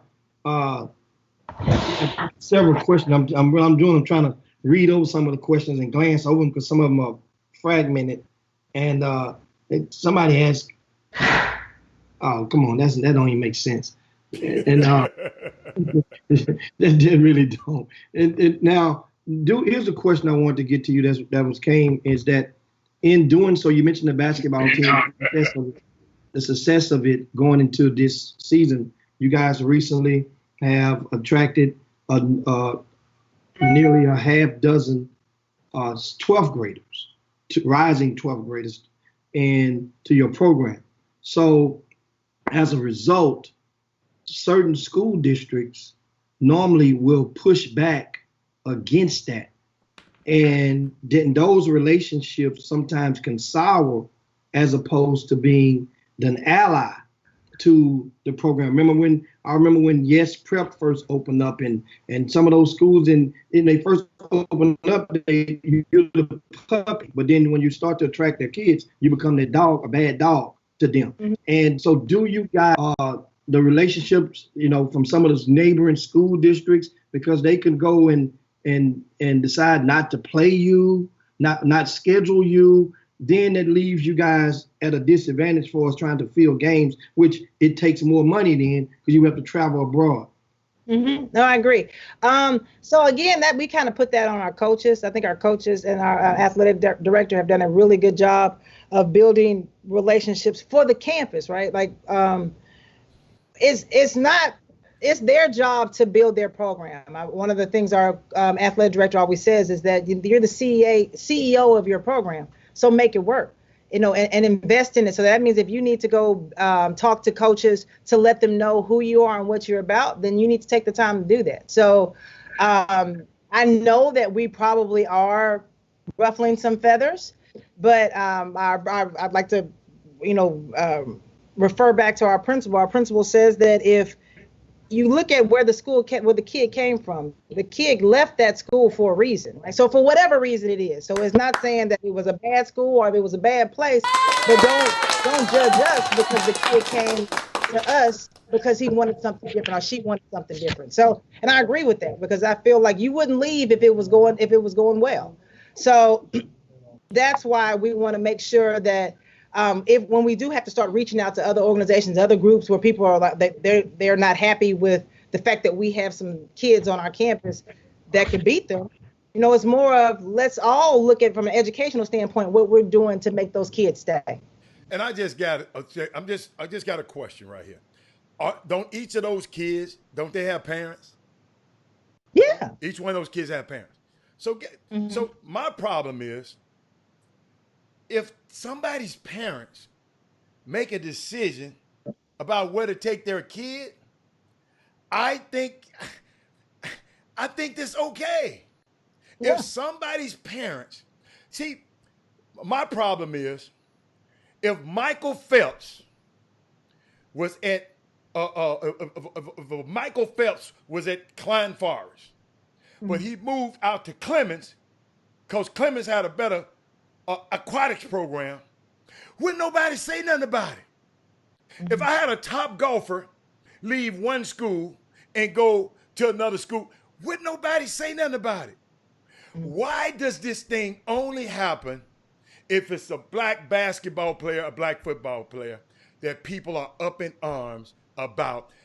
That's my biggest thing about this.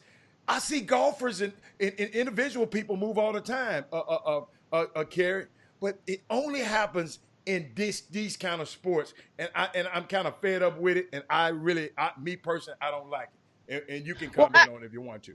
No, I agree with you because I feel like just take it even to the academic standpoint. Nobody gets upset if there's a musician that leaves from one school to go to HSPVA, right? Nobody. They look at it as like this. That's a better opportunity for them over there. Yeah. Well, that would be the same thing as a kid coming over here. We have a better opportunity, and we want to make sure that from our standpoint, it puts puts fire under our tail end to make sure that we're doing what's necessary for our kids to be successful.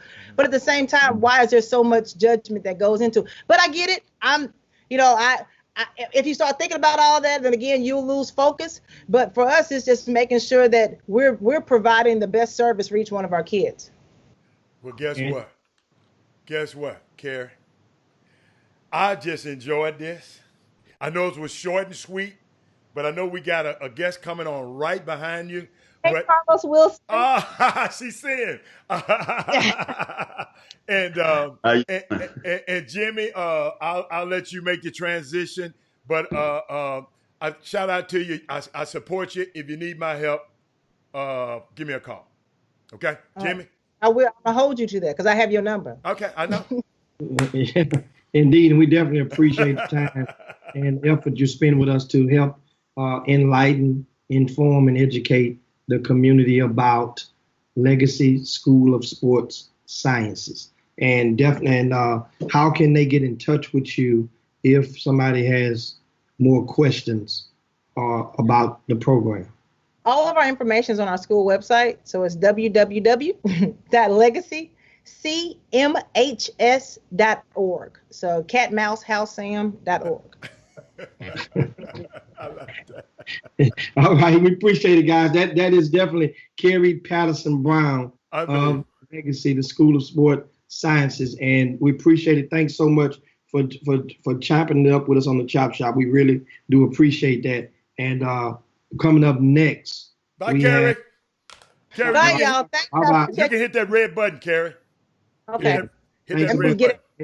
Coming up next, we have another guest on Women Rock Wednesday. He's the assistant women's coach at Texas Southern University. Also, he has specialty in this particular field. For you guys may wonder and may have concerns to help fill some gaps, and that is Carlos Wilson. He used to be the former administrator and head coach of Humble Christian Life, the school that produced Ben McLemore. Say produce mean help them propel them to the next level. Their last platform at the high school range. Ben McLemore, DeAndre Jordan, Josh Gray left and went to Wheatley, but he was there, brought him to help. He was his first point when he came from Lake Charles, Louisiana, and that is Carlos Wilson. What's going on, Carlos? What's happening, man? How y'all doing? Let me get you in there, coach. Right into it. Bam! Hey, look at you. Hey, get right into it. Of course, this conversation is nothing. You're no stranger to the charter school area, and I wanted to. One of the things I got really because Miss Patterson Brown had corrected me on, and that is I thought that when schools first opened, that they were under a certain couple of years, as far as to why they get their stuff off the ground. But so that's not true. I've been led to believe that from Victory Prep. And can you elaborate or expound on that? Now, I mean, I can only talk about the process when I went through it. When you had new NCAA athletes, or you were trying to get athletes to NCAA institutions, your school hadn't applied for, clearinghouse status, that it was a process, basically like a probationary process for, I think in my time, it was 3 years, that they viewed each individual on a case-by-case basis, went through their academics, with a fine-tooth comb, making sure that everything added up, that there wasn't any disparities or discrepancies, anything like that. And at the end of the 3-year status, if you were in, above board with everything, then they granted you, your clearinghouse. Your classes being accepted in the clearinghouse. That's how it was when I was doing things, and so that's basically it. So we had to go through that 3-year period, and then once the 3-year period was over with, and then we were all our classes automatically went there, went to the clearinghouse. But there were case-by-case basis that they would go in and on an individual basis and still do the same thing, and you kind of get that happening more when you're that type of school rather than, a public school. And now, when you're saying that 3-year status and that number, that's different from or is that the same as after 3 years when you were coaching? Mm-hmm. After 3 years, did you at that time did you receive your code? Because Legacy already have a code. Everybody has a code. Okay. So what's the difference? Once you apply for it, you get a code, and then it'll say on the clearinghouse, it'll say, under review, you know what I mean? Or it'll say, or don't say that, where you're all the way in and your classes are being accepted. But everybody gets the code at the very beginning. Once you apply, you get a code. But then at that point, that code, tells, the NCAA, okay, can we accept these? Do we have to review these? Or can we automatically just, take whatever classes they are? So everybody gets a code. Oh, okay. So having a code, and not to, everybody gets a code. You apply for a code, you get the code, then they review you, and then you see what happens after that. So you don't really know. So you mentioned saying because of Division I athletes. So I mean, if you got a player that gets or signs a letter of intent with a Division I school, or that's recruited heavily by Division I schools, at that time, that's when that part with the NCAA applies merely to that particular student athlete, right? What you're talking about. Yes. Yes. So what if they're not Division I? Then how would that apply then? That doesn't really matter then, right? It doesn't matter for a JUCO kid, then, because all you have to do is graduate at that point. If you're a JUCO kid, you're just having to graduate from high school. But if you're trying to be an NCAA qualifier, so any NCAA level school, whether it be Division I, Division II, and then that's when it comes into play. If you're trying to, be deemed an NCAA qualifier. So now, Carlos, back in your days, of course, seemed like it was yesterday, but that was back in the 2005, 2006, somewhere up in there. Yeah. You came and made noise because your first year you attracted DeAndre Jordan from Episcopal. Right. And DeAndre Jordan was a highly touted name, and at that time that sent shockwaves. And however, Episcopal wasn't part of a school district. Uh-huh. Now, if I'm not mistaken, back in those days, you really didn't have many of the local kids on your team in the influx. Right. But that was a reason you did it on purpose, or no? Yeah, I did it on purpose because I didn't want, I didn't want the bad publicity, to create those enemies that come with getting all these players, people's best players here in the city of Houston. So I tried to stay away from it. I made it a point to stay away from it. The whole time, I think the two people that we know best is DeAndre and then Augustine Rubit. And, once you get to doing that, now you have schools that don't want to play you. They refuse to play you. And so now you got to come up with some finances to gas that van up or get those plane tickets to travel all around the country. So I knew from a financial standpoint, I didn't want to take the impact of not having, some local scheduled games. And then besides that, I just didn't want to get into that, into that tug of war over those players. So I got players that came from all around the country and foreign players also. It was what most of my program, 85% of my program was built up of those guys. And so now you mentioned about gassing up the van and all that, right? Yeah. And so tell me this. What tips, because there are people that are watching right now, and their parents are watching, their relatives that are watching, and people are really concerned because now it becomes up. And I mentioned at first, at the turn of the millennium, it was Heritage Christian. Right. Heritage Christian was coached by Jerome Tang. And at that time, Jerome Tang, to a lot of the public school coaches, that's when I started RCS Sports, was around that time. And Jerome Tang it felt like he was public enemy number one. Most definitely. Because a lot of the kids were going, and the fear of the unknown was going to Cleveland Cleveland, Texas for Heritage Christian. Right. And they ended up had to go and play that national schedule and whatnot. Then after Heritage Christian came Christian Life. Right. I think Torrance Hicks was over there first, and then you came, then Russ was the coach, and you came right after Russ. Then after Heritage Christian, after Christian Life came, before you guys, was Gulf Shores. I forgot about Gulf Shores. Right.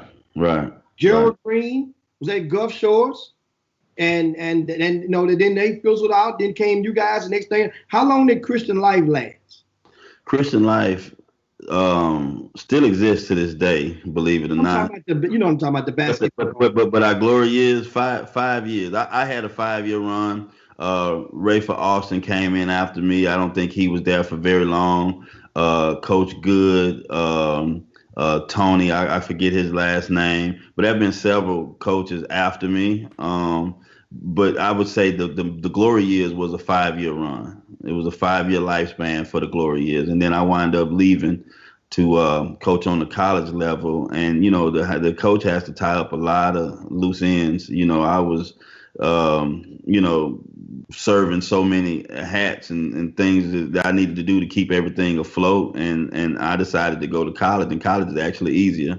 But after I left, for whatever reason, things started to go down to the point that they don't have a basketball program today. And so now for the people that are watching, what are some tips that you can give that way if a parent is considering one of those going to a charter school, right? I would things to look out for. I would. It'd be a 3-part question for me. The first question I would ask is your school accredited, and if so, by what agency? Because that determines if you can graduate from the state of Texas. And so I would be able to either see the documentation for that or do my research to make sure that thing adds up. The next thing is, what is the status, of your membership with the NCAA clearinghouse? Are you on the review period? Have all your classes been approved and accepted by the NCAA? And so now you want to know that to make sure that, everything that you're taking, all your classes that you're taking, you want to make sure that they count. So that's the second part of the question that I would ask. And all these things can be, it can be researched, and then there's documentation to prove or disprove, both of those questions. And then the second one is, what are the costs and fees associated with your school? Where can I find this information? Is it on your website? The reason why that's an important question now, with the charter schools, we know that the state of Texas and the government, pays for each school. So you don't have that problem. But you had schools that kids was on a quote unquote full scholarship, and then when it came time to sign with Power 5 school, they had a $15,000 tuition bill. You know what I mean? And so now you got a $15,000 tuition bill. So now who's going to pay this bill? Or if you don't go to the school that they've prearranged for you to go to, then all of a sudden you have a $20,000 bill.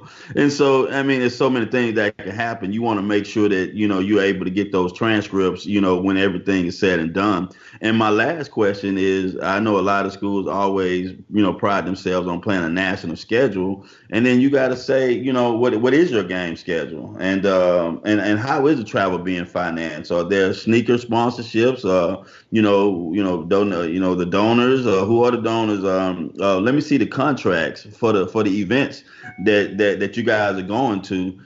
Just to make sure, because at the end they, a lot of schools put these heck of a schedule together, and then when it's time to go, they call mom and say, hey, we need $200. And so those are some of the things. And, you just got to ask for the documentation and for the necessary paperwork so you can feel comfortable with this, because this is a business decision. And more than a business decision, it's a decision that can impact the rest of your son or daughter's life. And so you want to make sure that everything adds up, and they shouldn't take offense to it, because I wouldn't buy a car from you, Jimmy. If you were selling a car, the red Benz I like, I don't know if you still got it, but if you were selling that, I want to see the Carfax. I want to make sure you ain't the frame hadn't been bent and you straighten it back out. Now you sold it to me. So it's just a business, just good business, I think, is to produce the paperwork or to request and follow up, I mean, that's a good analogy about the car. So Carlos, yes. I got a question for you. Yes, sir. I'm glad I can get one in. My question is, what would be your advice to a program? What makes a program like that? Because you said it, some have came and went. Is there any what kind of power? I mean, what advice would you give for an event like that to be, sustainable for a while? I think at the end of the day, you always. Now this is a tricky answer I'm going to give you. Okay. You have to have the academics in order. Okay. Okay. But when I say have the academics in order, that means that you have to stay up on your accreditations. You got to make sure that your class scope and sequence and all the things academic related are above par, and that way they can't come in and shut you down as far as that's concerned, because once they shut you down academically, there's no way that you can survive. So you want to make that be your main focus. But secondly, though, you have to bill it for what it is.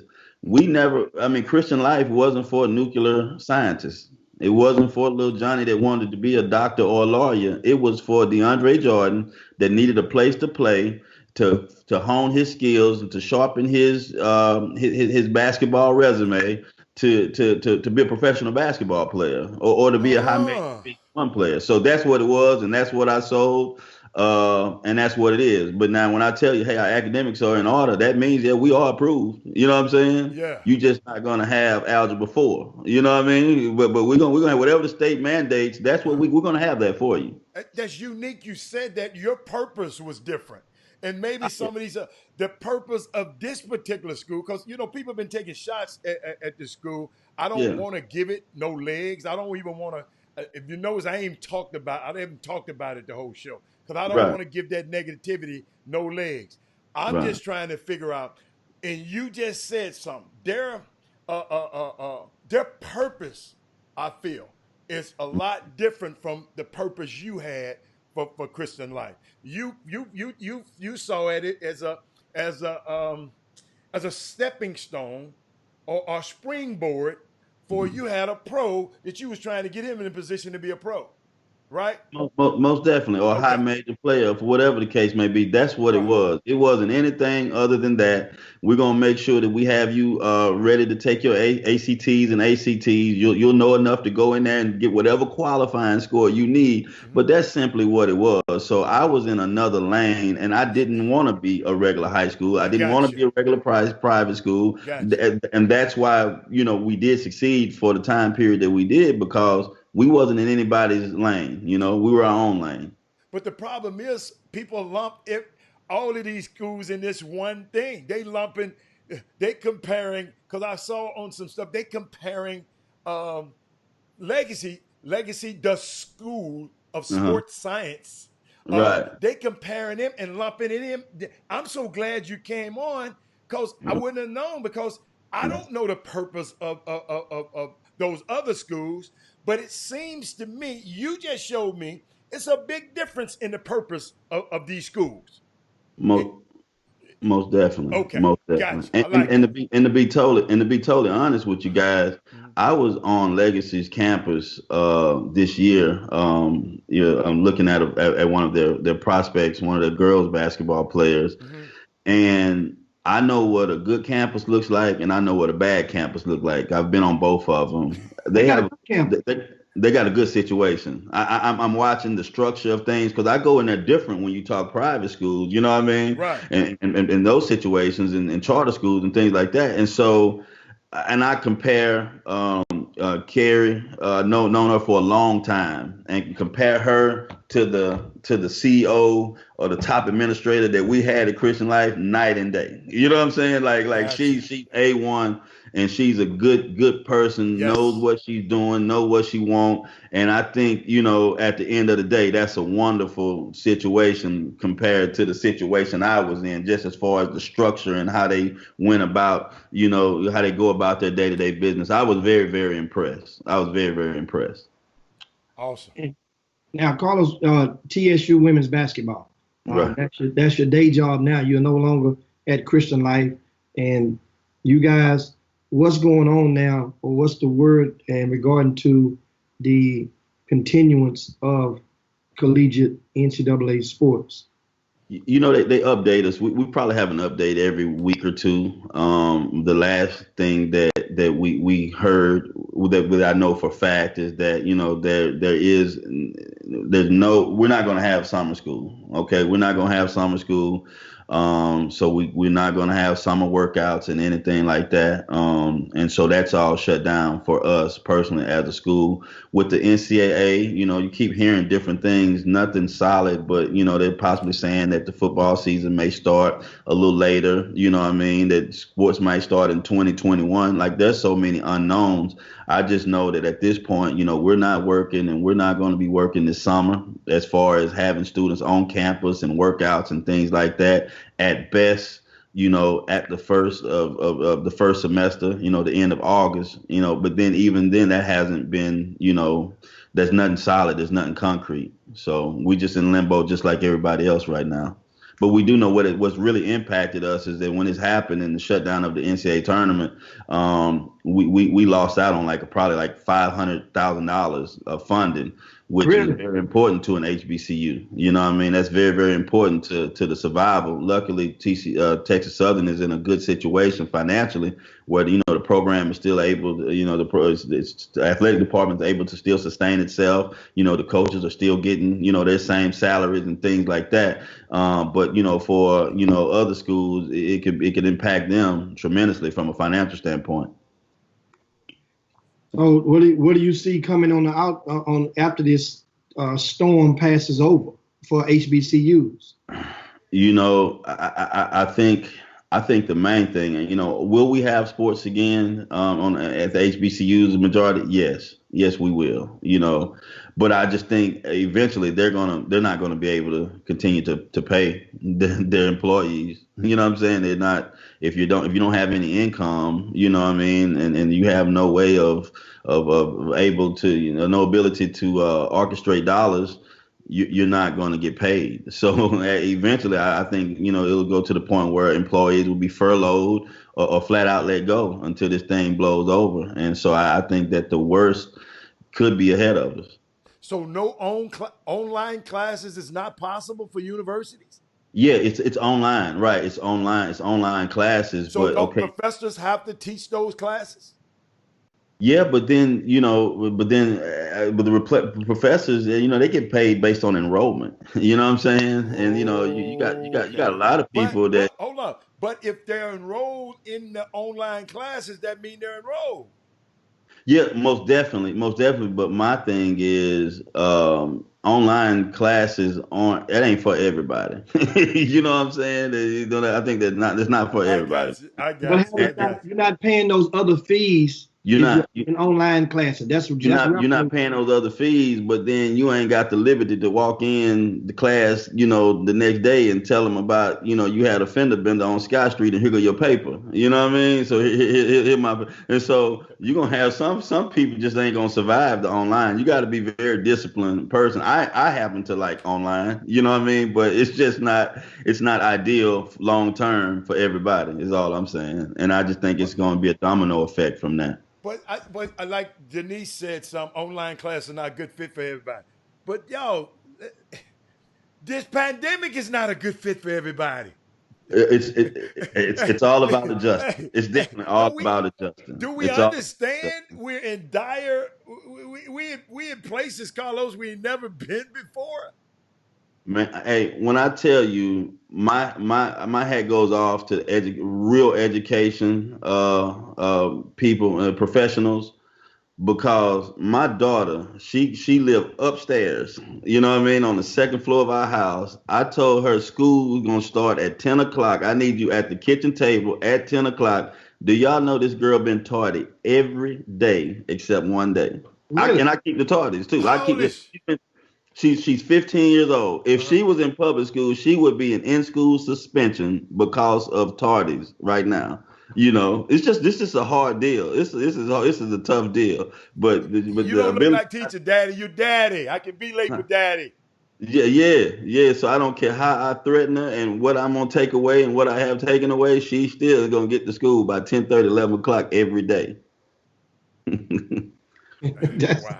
So now, Carlos, now on the recruiting chest, Anthony Weston mentioned earlier that TSU women's basketball, y'all done came up a little bit on your recruiting trail this year. So you can, NCAA rules, it prevents you from talking about any prospect that has yet to sign. But if you have signed, you can go full throttle. What y'all got going on? You stacking the deck over there?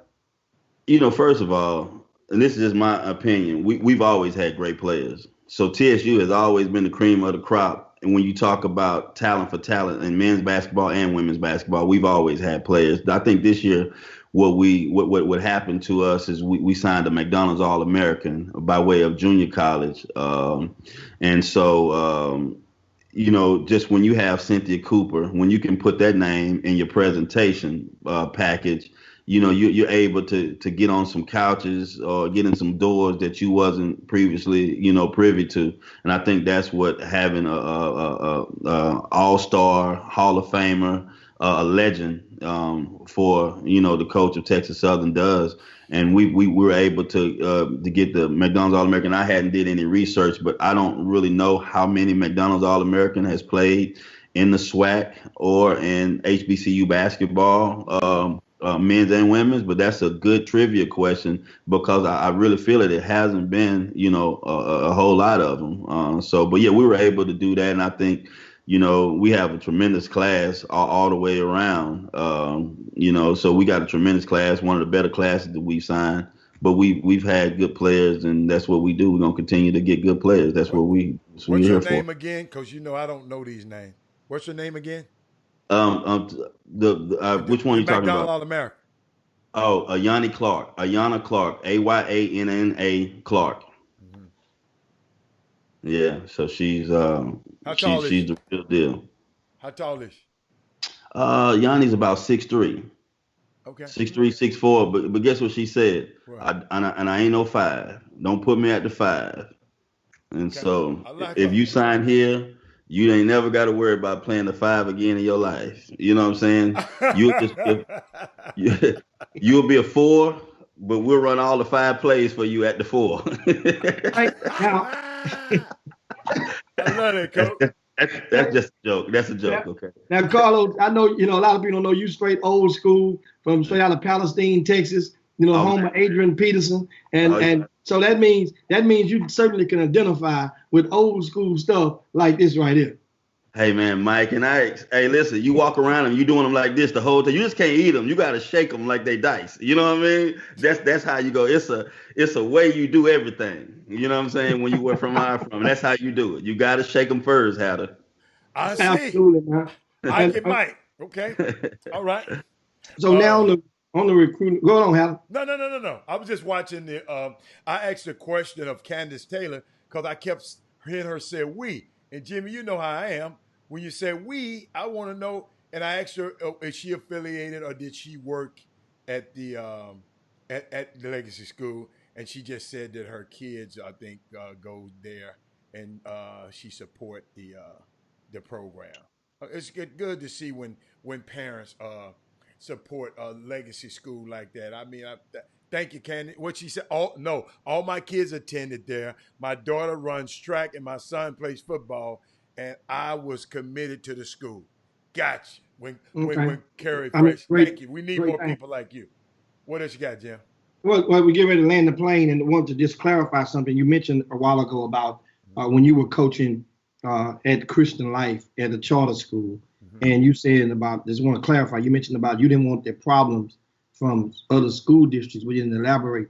What type of problem? You didn't get none of an abundance of kids. This is the background. We got to go back to where it all started. It started for me at Heritage Christian Academy with Coach Tang. And so, I came to Heritage Christian Academy at the end of Coach Tang's tenure when he was about to go to Baylor. And so I was in the middle of them wars when he was blackballed. I know how it would feel to walk around and have spots on you. You know what I'm saying? I didn't want that for myself. Describe the blackball. First of all, I think the first way they blackball you is they don't play you. Entire school districts rallied, against playing us, like Aldine School District. You couldn't play a school in Aldine School District. We were banned on the ban list. You couldn't get into certain tournaments, with the other public schools in them and things like that. You couldn't get into certain tournaments and things like that. They constantly called the NCAA and was saying that was, different types of, unethical things going on. So, you always had somebody from the NCAA that was in your business, or, you always felt somebody in the bushes watching you and things like that. And but once again, Heritage was an above board program, but it's just the no one had ever seen anything like that on that scale. And so it's a very scary program to possibly, lose your student athletes and your players and stuff too. So there was all kind of things, but just people dragging your name through the mud and and just, those type of things like that. I mean, it becomes tiresome to a certain extent. And like I said, I just did not want to, I didn't want to fight those battles. That's not the battles I want to fight. I was want to be about getting young men prepared to go to Division I basketball and to try to produce as many professional athletes to be the springboard, to be one of those first steps in their process. That's what I want to be, and that's what it was. And so, Jimmy, and what I'm seeing now is, so this school, Legacy School, glad you said that, Carlos. They're gonna have to go through this backlash because of this, because of some parents wanted to take their kid and take them to another school, that they're gonna get backlash from this. Oh man, most definitely unfairly so, because I think at the end of the day, that's why we had those 3 questions. That have those 3 questions that I said that you need to ask, because if we can check off on those questions, that's why wouldn't you? If you felt like the situation was best for your kid. Right. And then the thing about it is, even if you tell me it might take, hey, we're under the review process with the NCAA now, you know what I'm saying? So it's going to be a case by case basis. But listen, I feel very strongly that, everything's above the board. Your kid is going to be okay. If that's good enough for me, you know what I'm saying? Once again, it lies square solely on the parents. So I'm not going to be mad at school B, because this kid transferred there. You know what I'm saying? It was obviously something missing at this school. It's something that you're seeking that this school don't offer. And this is what we were about, and this is what these schools are about. This is what we got here, and this is for the person that wants to play basketball on a high level. This whole program is catered, to that individual. And that's tough. That's tough to only practice in the evenings from 3 to 4. When I can go to charter school, I can get me a good old workout in the morning, and then I can come back, at the school and spend 2 or 3 hours, and then I can come back that night and get shots up in the gym, and everything's about me and my career. That's hard to pass up for a lot of parents and for a lot of people that take basketball seriously. Now I have a question. We're getting ready to land the plane, Carlos, but okay, looking back at it now, what were you telling those parents during that probationary phase with the NCAA that you described earlier? What were you at the time? Were you telling the parents that you were fully accredited or fully in compliance, or that you'd give them the real? No, I had to give them the real, because everything can be researched. The clearinghouse, on the clearinghouse website, it tells your status. It tells under review, or it says, most parents don't know aren't privy to that information right at their disposal. You know that. Hey man, what do they say? What's the old saying? Lack of knowledge is not an excuse, because it's out there. And so if this is what we're trying to do, if this is what we're trying to decision we're trying to make, lack of knowledge is not acceptable. You have to know. You have to ask those questions, and you have to look up those information. I mean, everything is at your fingertips these days. So you can get the answers, but I'm gonna ask you the question first, knowing the answer. So before I ask you a question, I'm going to already know the answer. And I just want to see how you're going to answer it. So now I can see if you're trustworthy or not. And I still may not trust you, but what you got for me and my son may be good enough for me to say, I'm going to act like you just didn't lie to me. I'm going to shake the dice. I'm going to roll the dice. You know what I mean? Carlos, I want you to help me with this. I want you to help me with this one, Carlos. You and your vast, you and Jimmy, and y'all vast experience about this stuff, right? I'm telling you, I'm a novice at it. I'm learning. I'm a novice. But something got to be going on good over there. You know what? 5 players in 1 year? They get to go play basketball at a high level. Basketball. You know what I'm saying? They have brothers and sisters that look like you and me. Okay. In leadership. Okay. You know what I mean? Okay. Friendly faces. Okay. And people that, you know what I'm saying, that they feel have the best interests at heart. So like you say, something is very appealing to people. And when I can go to high school and I can see someone who looks like me as a coach, and I can go sit down in English class and I can see somebody who gets me and where I'm from, and then I have an administrator like Carrie Brown, that I know I can go sit down and talk to her about what's going on in my life. I mean, that's okay. I would rather for my kids to be in a situation like that than to go over to school A that's in my district that I have to get to a secretary, and the secretary got to put me on the list, and then they'll email me back, and the next day, and I can't get my question off to the principal. It's gonna take me 3-4 days. You know what I mean? Like I'd rather. Bingo. Yeah. So yeah. So Keep going, Coach. that's Keep how going. I feel. I just like to. Just the family type feel, and you feel family. So when you walk in, it's in the air, and that's the one thing I took away from the place, and I think that's what people are searching for. And now you have it, guys, and we definitely, man. And that was the purpose of today, was to help, inform, enlighten, educate you guys on a lot of the aspects with charter schools and dealing with charter schools in the community. And my question is, in my afterthoughts is, sure, of course, these legacy, that particular school is not Victory Prep. Mm-hmm. It is not Christian Life. Mm-hmm. It's not Heritage Christian. Mm-hmm. Those three schools, it is not Livingstone's Christian. We forgot that one in the midst of all that. Out in Alvin, right? Right. Not those. Right. What those four had in common were they were all on faith-based grants. Right. They were all under faith-based grants. Right. They were all on church ground at one point or another. Right. Now, Gulf Shores was different, but Gulf Shores, if you guys did not remember that with Gerald Green, they serve a different purpose. I like what you said, Carlos, about understanding your purpose. You didn't necessarily sell your academic component, but you better know I get your kid. We get him where you're trying to go. Right. But Gulf Shores was a credit recovery scenario. Right. Gulf Shores is where Benson Young went to. That was where he went to school at, guys. Right. He went to Madison by morning, but at a certain point, he had to go to Gulf Shores as well at the same time. Gulf Shores credit they specialized in credit recovery or to get you qualified. Right. Now, right. We've never seen nothing with a brick and mortar because Gulf Shores had a brick and mortar, but it wasn't their own brick and mortar on land. Yeah. Even Gulf Shores can't boast what Legacy boasts. Gulf Shores is part of a strip center. Most definitely.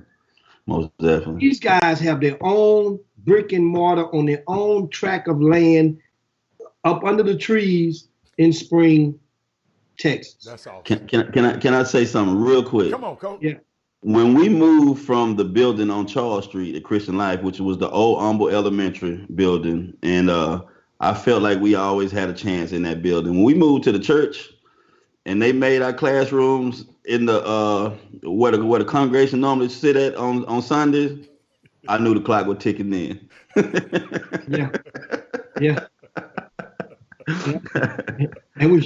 And we mentioned one. I forgot. And somebody sent me a text, and I forgot one school and mentioning the charter schools and the schools who came. We forgot to mention Provision. So sorry, as a Provision, because they didn't necessarily get the helicopter off the ground, but trust me, there was an attempt for us basketball to become the power. Trent International. I forgot to mention those guys. Same scenario. They tried to get the helicopter up off the ground and get it up. Don't get it twisted now. The thing is, parents out there, coaches out there, a lot of coaches I don't think are sour, but the athletic directors are sour or more so. And as it stands right now, I have confirmed that you mentioned Aldine ISD. Aldine ISD athletic director has stipulated that Legacy cannot play any of their schools. He also went further. He says that Legacy cannot play, I'm talking about any sport. Mm-hmm. He said Legacy cannot play on any of their campuses. Right. Which that's more stern than not just playing none of our schools. Right. So as a result of a 12th grader who just decided to leave one of the Aldine ISD schools and go to Legacy. HISD has announced not announced, from my leaves on the trees, is telling me that the HISD athletic department has encouraged, or in the process of encouraging, their coaches to not schedule games against Legacy. Cypress ISD already have a stipulation, and that's been long withstanding. They don't play private schools unless it's a tournament. They don't. Katy ISD also has that type of stipulation. So as it stands, yes, there's going to be turbulence in fielding a schedule. But as long as you got talent, people will be willing to help you, facilitate you on some of these trips and some of these games. I've seen scenarios where a lot of schools, a lot of teams will come, and the home team will offer them a piece of the gate. Or they offer them some money to buy some pizzas for the team on the way back, give them some gas money for their van. I've seen this happen. This happens in the real world. And take, it's kind of a love offer. Go. I'm sorry, Jimmy. And this Harry Baker, man, something wrong with him. He said, don't nobody want to play those sorry ASS all these schools anyway. I'll go back and get the rest of their players hurt. So you want me like that? I got one. I'm gonna get the other three. You know what I'm saying? Not see what you look like. Yeah. But that's the choice. That's a choice that you have. Yeah. It's like, if you're gonna be mad at me, I'm gonna give you a reason to be mad at me. Yeah. But at the same time, you have to understand what comes with that. Yeah. What comes with that is a lot of those ADs gonna can band together. Not everybody. Yeah. As you played, when you was with Christian Life, there was coaches that played you. Right. There was some schools that played you. Right. Most definitely. Jones played you. Jones, Wheatley, Galveston Ball. And that's why when I see those guys to this day, I have a great respect for them, because they didn't have to give us that opportunity that they did. And man, I'm telling you, it's just a lifelong friendship with those guys, because they could have done like everybody else and just say, no, we're not going to play them. But they gave us an opportunity, and I'm always going to appreciate them for that. And so there you have it, man. So, man, y'all done threw a monkey wrench on me, man. They don't want to play these schools, but like you said, it's. But how this been going on? How it ain't just start because of them? I didn't know, Jimmy. No. You see, y'all been knowing it. I don't know it. So let me have my emotions. Let me have my emotional moment right now. Let me have a moment. I just wanted to clarify, if you're an employee or a person that's a direct supporter of Legacy, the new kid on the block. This is nothing that just started. Right. It didn't start with you guys. Right. Mind you, it did not start with you guys. The thing is, first of all, understand. Now you're going to have to. You're at the point. You're not. They've already gave their verdict. Some of these athletic directors. So that means you got to. You in the territory. But Jimmy, you got a question. I know we got to get off this air, but you got a question. You got to answer that one. The chief antagonist has spoken. Jimmy, will you support Legacy and move your events from the Campbell Center? Just inquiring minds want to know. I only have one event at the Campbell Center. That's the season opener. And Legacy is nowhere near big enough to have the season opener at the Campbell Center. We had 4,700 people there last year. Okay. Yeah. Okay. 4,700 was there last year. Okay. There's no way you can get 4,700 in Legacy's gym. So it's a logistical problem there. Yeah, that's not going to happen. I understand. One thing about me, and I explain to you guys, I've said this numerous times over the years. My goal is, I understood a long time ago about the probability ratio of pleasing everybody. Not going to do it. My goal is, that's why you guys notice this a lot of times with me, I'm going to think of the football analogy. I'm going to always strive to stay with good field position. I'm going to stay with 1st and 10 from between the 40s. I'm going to be within the 40s with everybody for the most point. So that means now I'm a first down, 2 first downs, I'm in the field goal range. So that's kind of like how I am. So therefore, that's part of the politics in it. And understand, to provide the platform for Legacy. Lastly, and that's something you forgot to mention, Heather, This interview, this conversation with Kerry Patterson Brown was scheduled last week. Yes. Before all of these transfers transpired. I didn't know diddly about none of them. Yeah. So she was already scheduled to be on Women Rock Wednesday. Yeah. It just happened to fall like that. Jimmy, we had a flyer made up for it. Absolutely. It just happened like that. It's unique. And guess what? She came on here and handled herself like a true CEO. And it's probably turbulence going around everywhere. And she said and handled herself with class and grace. I'm just so proud of her. And Carlos, thank you for coming in. You gave another side. I learned something today. Yeah. I mean, you gave your side to it, because I didn't know how Jimmy was going to tie this together. Now I understand. I needed to hear what you just said for me to understand what's actually going on out there. So thank you so much, man. I appreciate it, man, and it's always a pleasure to be on the show, Jimmy.